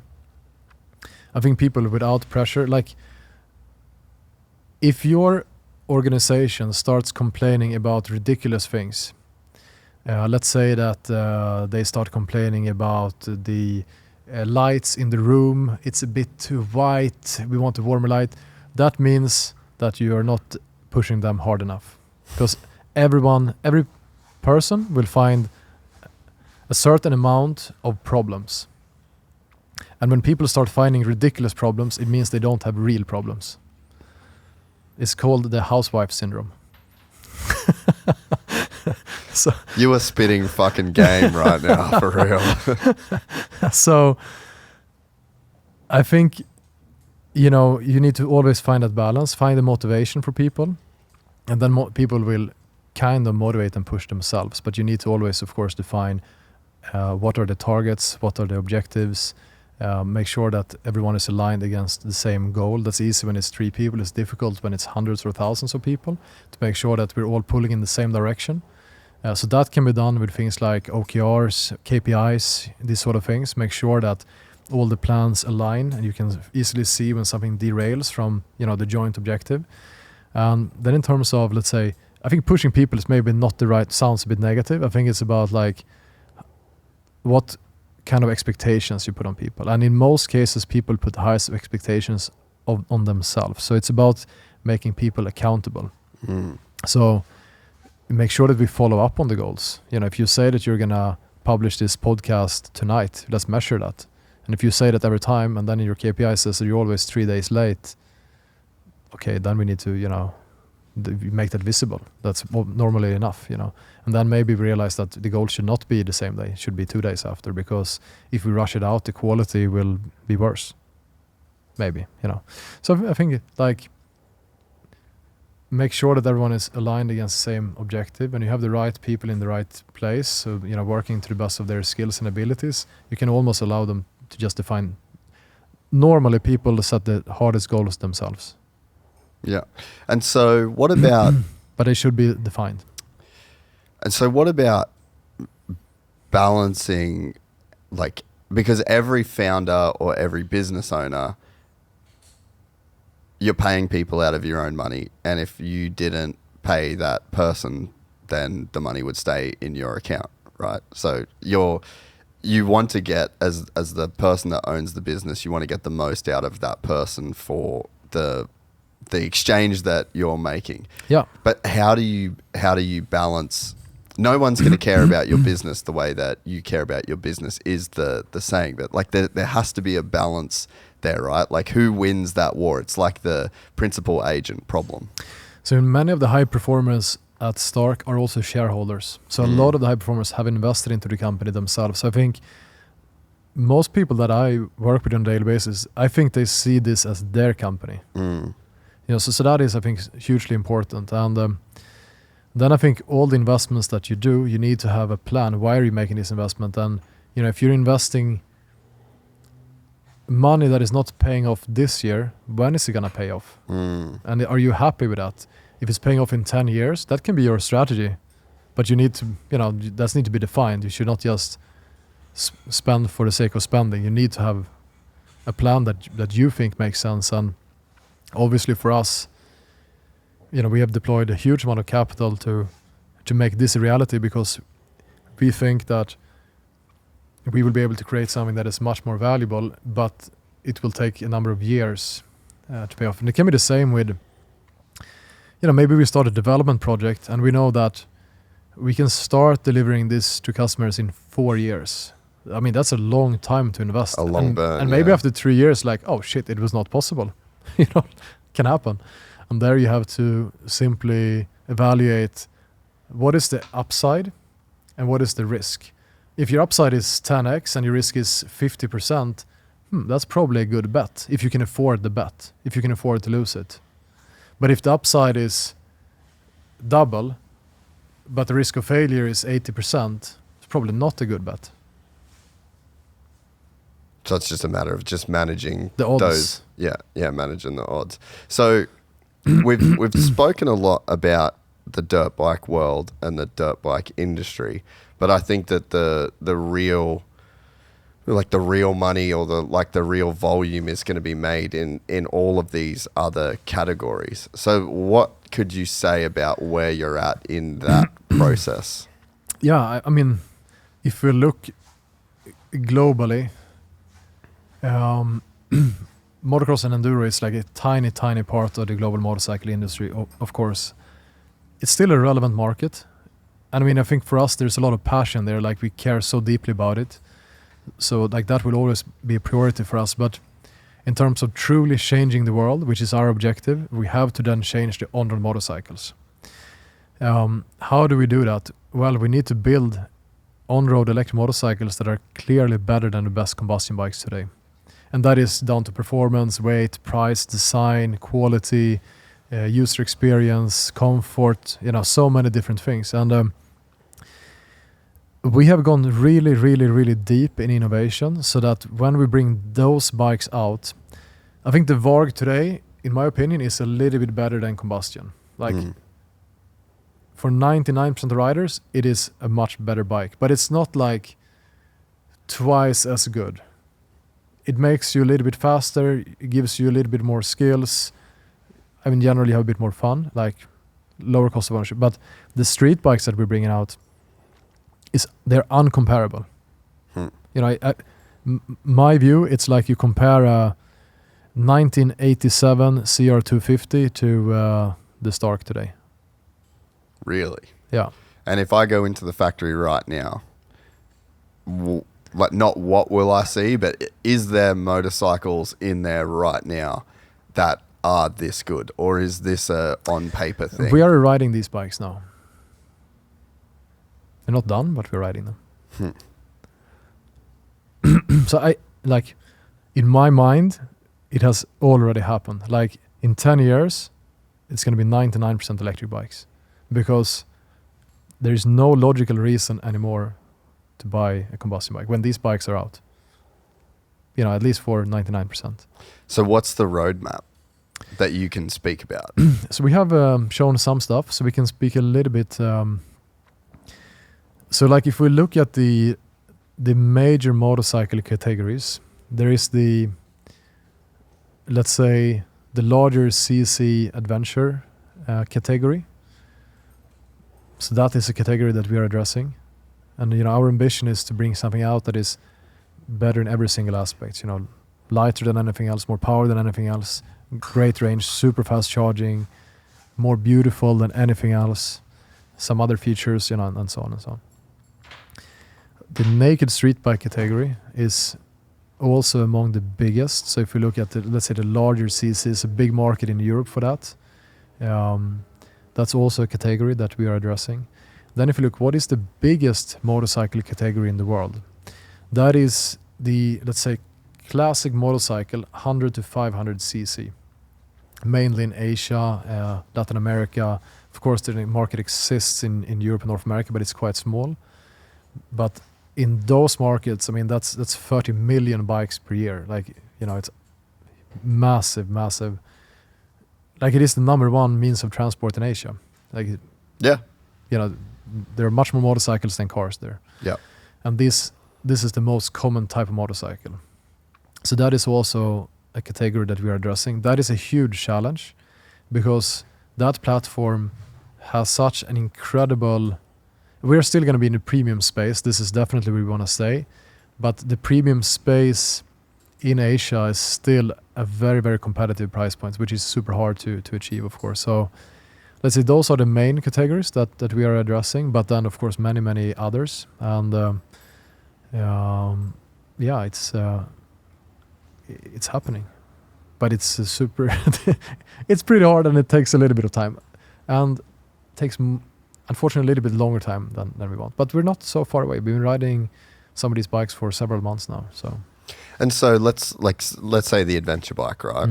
And I always find it hard because I just don't know what is public and what is not. So I'm trying not to. You can ask, but let's see if I maybe not respond to everything. Yeah, but so the adventure bike, right? So that bike, the motocross bike and the VARG it's got to be a certain weight, a certain size, have a certain amount of power, and last a certain amount of time. You've got these like fairly constrained variables, and you guys have so much power in this, the power unit that you've got in the VARG, right? But now that we step up, so if I just scale a VARG to weigh as much and have as large of a footprint as an adventure bike, now we're talking like this thing could be probably 5-6x faster than an adventure bike, because they're a much larger engine, much larger fuel tank, much bigger frame. It's not, no one's building a KTM 990 or 10, whatever they are, 1090, with the same amount of weight consciousness and high performance. Like there's a lot, I don't want to say like cheaper, but it's like, it's just not built in the same way. Like a motocross bike is a knife. So now it's like if you just blow up a and VARG, it's a club. The other ones are a club, you know. Yeah, yeah. I guess that's what I'm trying to say. Yeah. So it's like, so you've built this blade that has to be so competitive with these other blades, but now you step into this adventure bike category, and it's like you can take this same blade technology and now compete against clubs. I love what you said, because we had this conversation internally. So did any of that rambling make sense? no, it did. I definitely did. So when I told the team the specs target that I think we should have, they said, "You are fucking crazy. That is impossible." Because they benchmarked against the adventure bikes today. Yes. And then what I said is, we should not compare against these adventure bikes because they are not optimized. No. We should benchmark against what have we achieved with the VARG, and if we make an adventure, it is not based on the VARG. It's a completely new, it has have nothing to do with each other. Yeah. But with the same philosophy, Yeah. we build an adventure bike. What can we achieve then? And that, I think, really unlocked the thinking. Okay, that's what you mean. We don't need to look at a wheel for one of these adventure bikes, which is a casted hub that is massive for no reason. We can compare it to a motocross wheel, and then a bike is a little bit heavier, so we need a little bit stronger, but it doesn't have to be twice the weight. You know, so you can make a lot of learnings from that, and that's why you should also look at other industries. Like you should compare to the bicycle industry. You should compare to space industry, supercars. Actually, that's pretty cool. We are a supplier of 3D printed titanium components to one of the world's fastest cars, if not the fastest car. That's pretty fun. That is sick. Yeah. So that philosophy, because when I think about it, that's how I think about it. Yeah. I think like if you took what this bike does, but then I guess the simplest way to say it is like, okay, so how much does a adventure bike weigh? They are between 220 and 270 kilos, 500-600 pounds. Bro. Yeah. Okay, so let's make a VARG that weighs 270 kilos. That's a fucking spaceship, dude. Exactly. So like that makes sense to me. Yeah. And so now it's the requirements then, if you talk about that like range, you're going to get a massive range at that point. Yes. And then you're going to get huge performance if you run even, like you could almost run the exact same motor realistically, I would imagine. But now with a crazy big battery and then premium parts, because when I look at adventure bikes, I mean, there's just like a ton of shit on them. Exactly. You know, the front master cylinder looks like something that's off a fucking CB1. You know, they're built of like plastic parts that looks like it's some sort of packaging. Yeah. Like their level of refinement in the normal packaging is like higher than these things on these bikes. Steel parts are like, I mean, this share has a higher level of quality than the steel parts of an adventure bike. Like, why is it made from this, the worst of the worst? Is that a cost thing though? Definitely. Yeah. But I think you can always be smart with these things. I think with the VARG we use, higher level of materials than all the others. If you look at like triple clamps or frame material, hubs, all the other manufacturers, they have casted cheap components or forged in maybe 6000 series aluminium, where we have, forged and fully machined. Like we have basically the best aftermarket wheels. That's our stock wheels, where the others have like a casted wheel, casted hub, same with the triple clamps. But still we have achieved a cost, which is, our price is very similar to the combustion bikes, even though if you compare the components, it's like at a much higher level. And I think that can also still be done on the other categories as well, if you are a little bit smart how you design it, how you source it. So like 7000 series aluminium is way, way, way stronger than what is used in casting, like basically double the strength. So you can use less material if you're smart. So like it doesn't mean you can build something that performs twice as good at a lower price, but if you're smart, you can be pretty close. So you said earlier, though, that it's extremely easy to prototype, but it's extremely hard to produce. Yeah. So does that then still become the biggest challenge for you guys? Is it's not making the adventure bike that outperforms and weighs, but now to mass produce this thing in the kind of quantities that you need? Like you're always going to be up against production as the hardest part of the process for you guys. Yeah.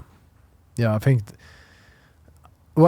that like inventing all of these things on these street bikes is a massive, massive, massive challenge. And we're going through that right now, because we're taking it so much further than what we have ever done before.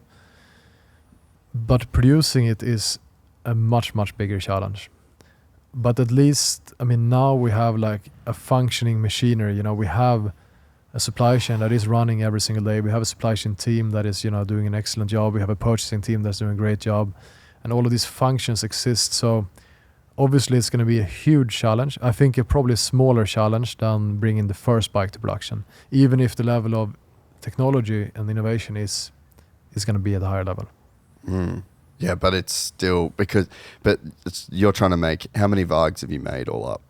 We haven't made that official, actually. Okay. We have made a lot of VARGs. Actually, we have, maybe we said that 5% global market share. So you could do the numbers. In Germany last year, we took 50% market share in Enduro. 2024, 0% electric. 2025, 50% in 1 year. That has never happened in any vehicle category ever. I think it's pretty cool. Yeah. You're going to be, to talk about making millions of motorcycles every year though, that's such a crazy... But it's kind of like, getting to 10,000, I think scaling from 0 to 10,000 is harder than 10,000 to 1 million. Because you're doing the same thing, you're just repeating it. Same line, just one more. Same line, just one more shift. Yeah. Obviously it's a massive challenge, but I think the from zero is really the biggest obstacle. Yeah. So would you say that you love riding more now than you did when you started Stark? Yeah. The thing is that the bike has made me a better rider. And the terrain where I live is super difficult, super steep, rocks everywhere. Like there are a lot of good super enduro and hard enduro from my little village. And I think the reason is it's so fucking hard to ride, honestly. Yeah. So my 450 that I had there, when I moved from Sweden, I felt so bad as a rider. Like so many things I couldn't do. When I joined the other guys riding, I was clearly, pulling everyone back. And now that I feel that I can really do more, it's more enjoyable. Yeah, well, I feel like I've watched that over the last few years. So. And I think that so many people, when they turn their passion into their job, the passion part has to take a back seat to the job.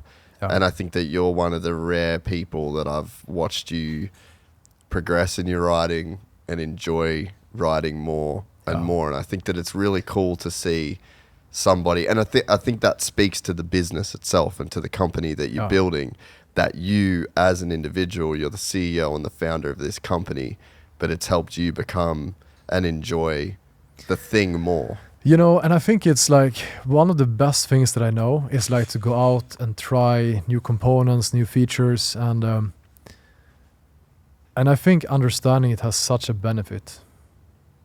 You know, like, because we make so big investments and bets or something, and it's really hard to do if you don't understand it. And like, if I would have to, I don't know, invest in, let's say that I'm running something I have absolutely no clue about music. I understand, no, I love music, but I'm completely useless at everything that has to do with it. So like, I wouldn't have confidence in my decisions. I wouldn't have strong opinions because I don't really know it. So I would have to rely on other people. And I think that's how most managers run companies. They base their decisions on what other people are telling them because they don't have strong opinions on their own. And I think that's definitely a negative. So if you look at all the best products in the world have been created by people that understand the product. It's quite obvious. But still, a lot of the management at product companies don't understand the product. Yeah. Which is ridiculous. But it makes it, when you do understand it, it also makes it more fun. No, amen. I think I feel that with this because, you know, my background was production. So it's like I just, you know, when the podcast started doing well, I just, in my head, I was like, well, no shit.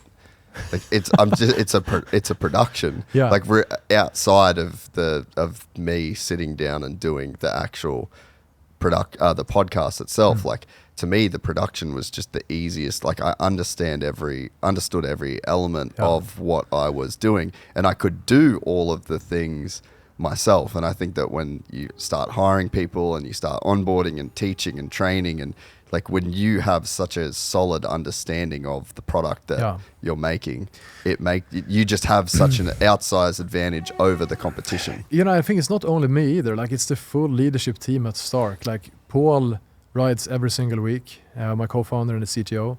I mean, he validates also, like I think both of us, every single component we do. And provides like very small specific feedback, like sometimes probably too specific. No doubt. And same thing with, I mean, more or less everyone involved. So I think that really makes a huge difference. I'm gonna take this incredible drink. Oh yeah, get into it. We're almost done here. We're about to wrap it up. Can I? What are you drinking there? This is Sota Fuel. Yeah. Hydration mixed with some water. It is very good. This is the Gypsy Juice taste, which is a mix of passion fruit, pineapple, and lemon, and it tastes amazing. I really like it. Have you ever sold a product before? Because that was, tell you what, that's just a whole different journey. It's way harder than I thought it would be, but it's been a very enjoyable. As silly as it is that it's just basically salt water, that you flavored salt water that you're selling. Like, I really enjoy the process of that because I literally use it every day. And I guess you would feel this, like you have literally no problems giving a Stark to anybody in the world and saying like, ride this bike. I use this every day. I love this product. Here it is. It's so much easier to come from like that position. You know, like imagine having to sell a product that is not good. Oh, like, it would be the worst. And how many people that have to do that? 100%. And like, I feel like I can talk as much shit as I want. I'm not as good at it as you. I try sometimes. But what I really need to do is just to get people on the bike.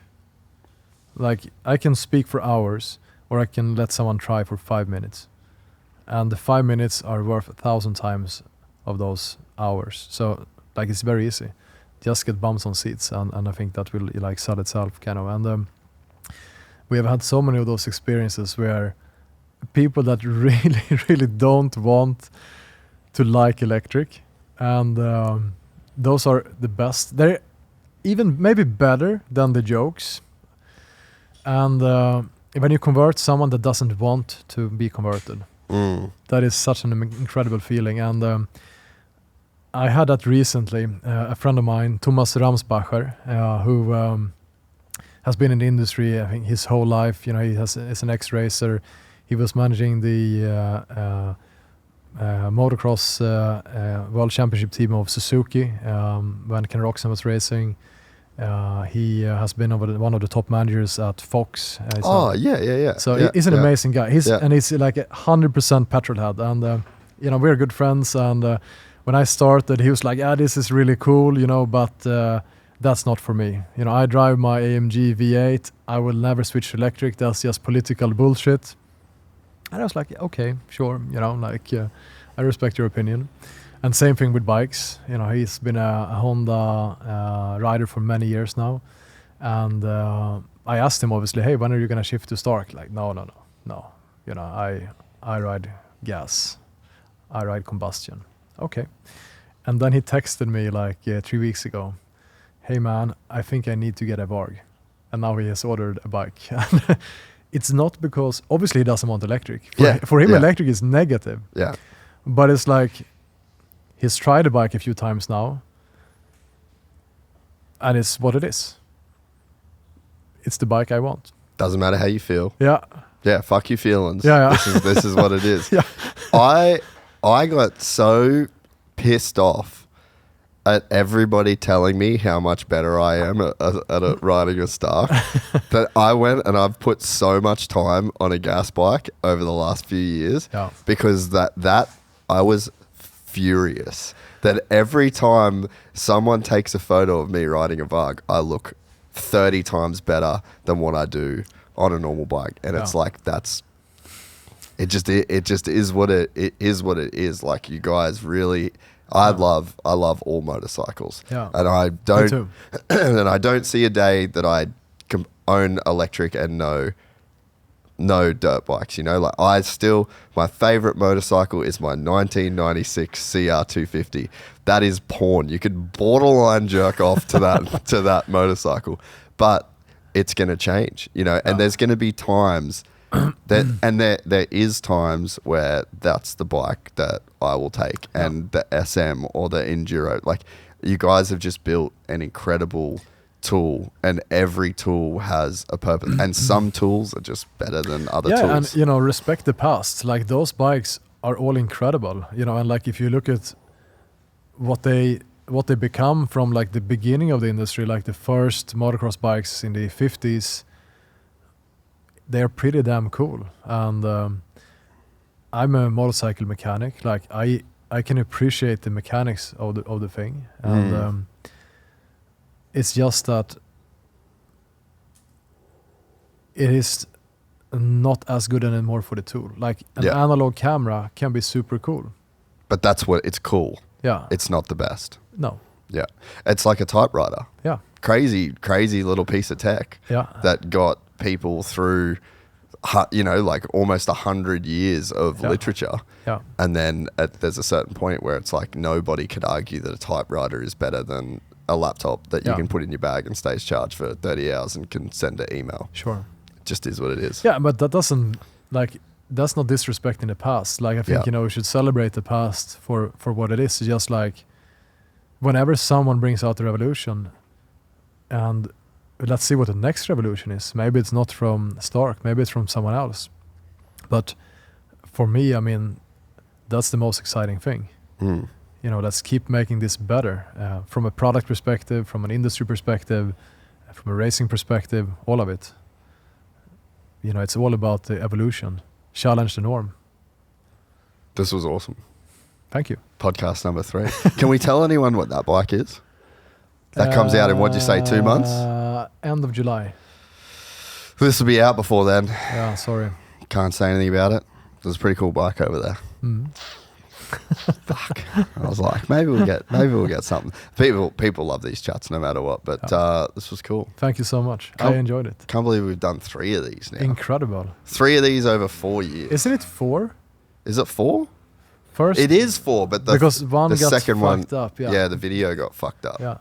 That's crazy. You know, one of the things, like, I mean, we're pretty much done here now, but one of the things that I always... Are we filming? Should I keep keep it going. One of the things that I remember looking forward to from when I first started the podcast before, you know, like, I'd done 5-6 episodes, because I was a big fan of Rogan, right? Yeah. And I would love episodes that just every couple of years, like someone else came on, and like now it's been 8 years, and you start to get those repeat guests. Like I just always have certain people that I look forward to, and this has just become one of those. We'll probably do 20 of these over the next. I hope so. However many I years. enjoyed it a lot. Appreciate you, brother. I very much look forward to this, and it's such a nice conversation. Like even before we started filming, it's still like Same. It doesn't change. yeah. And I had all of these notes, and I didn't even look at my phone. I want to see what I forgot, but yeah, this was awesome. Let's go. They look quick. Anton Wass, ladies and gentlemen. If you enjoyed this content, please like and subscribe. And to listen to the full 3-hour podcast, search Gypsy Tales in your favorite podcast platform or click the link in the description below. Gypsy Gang.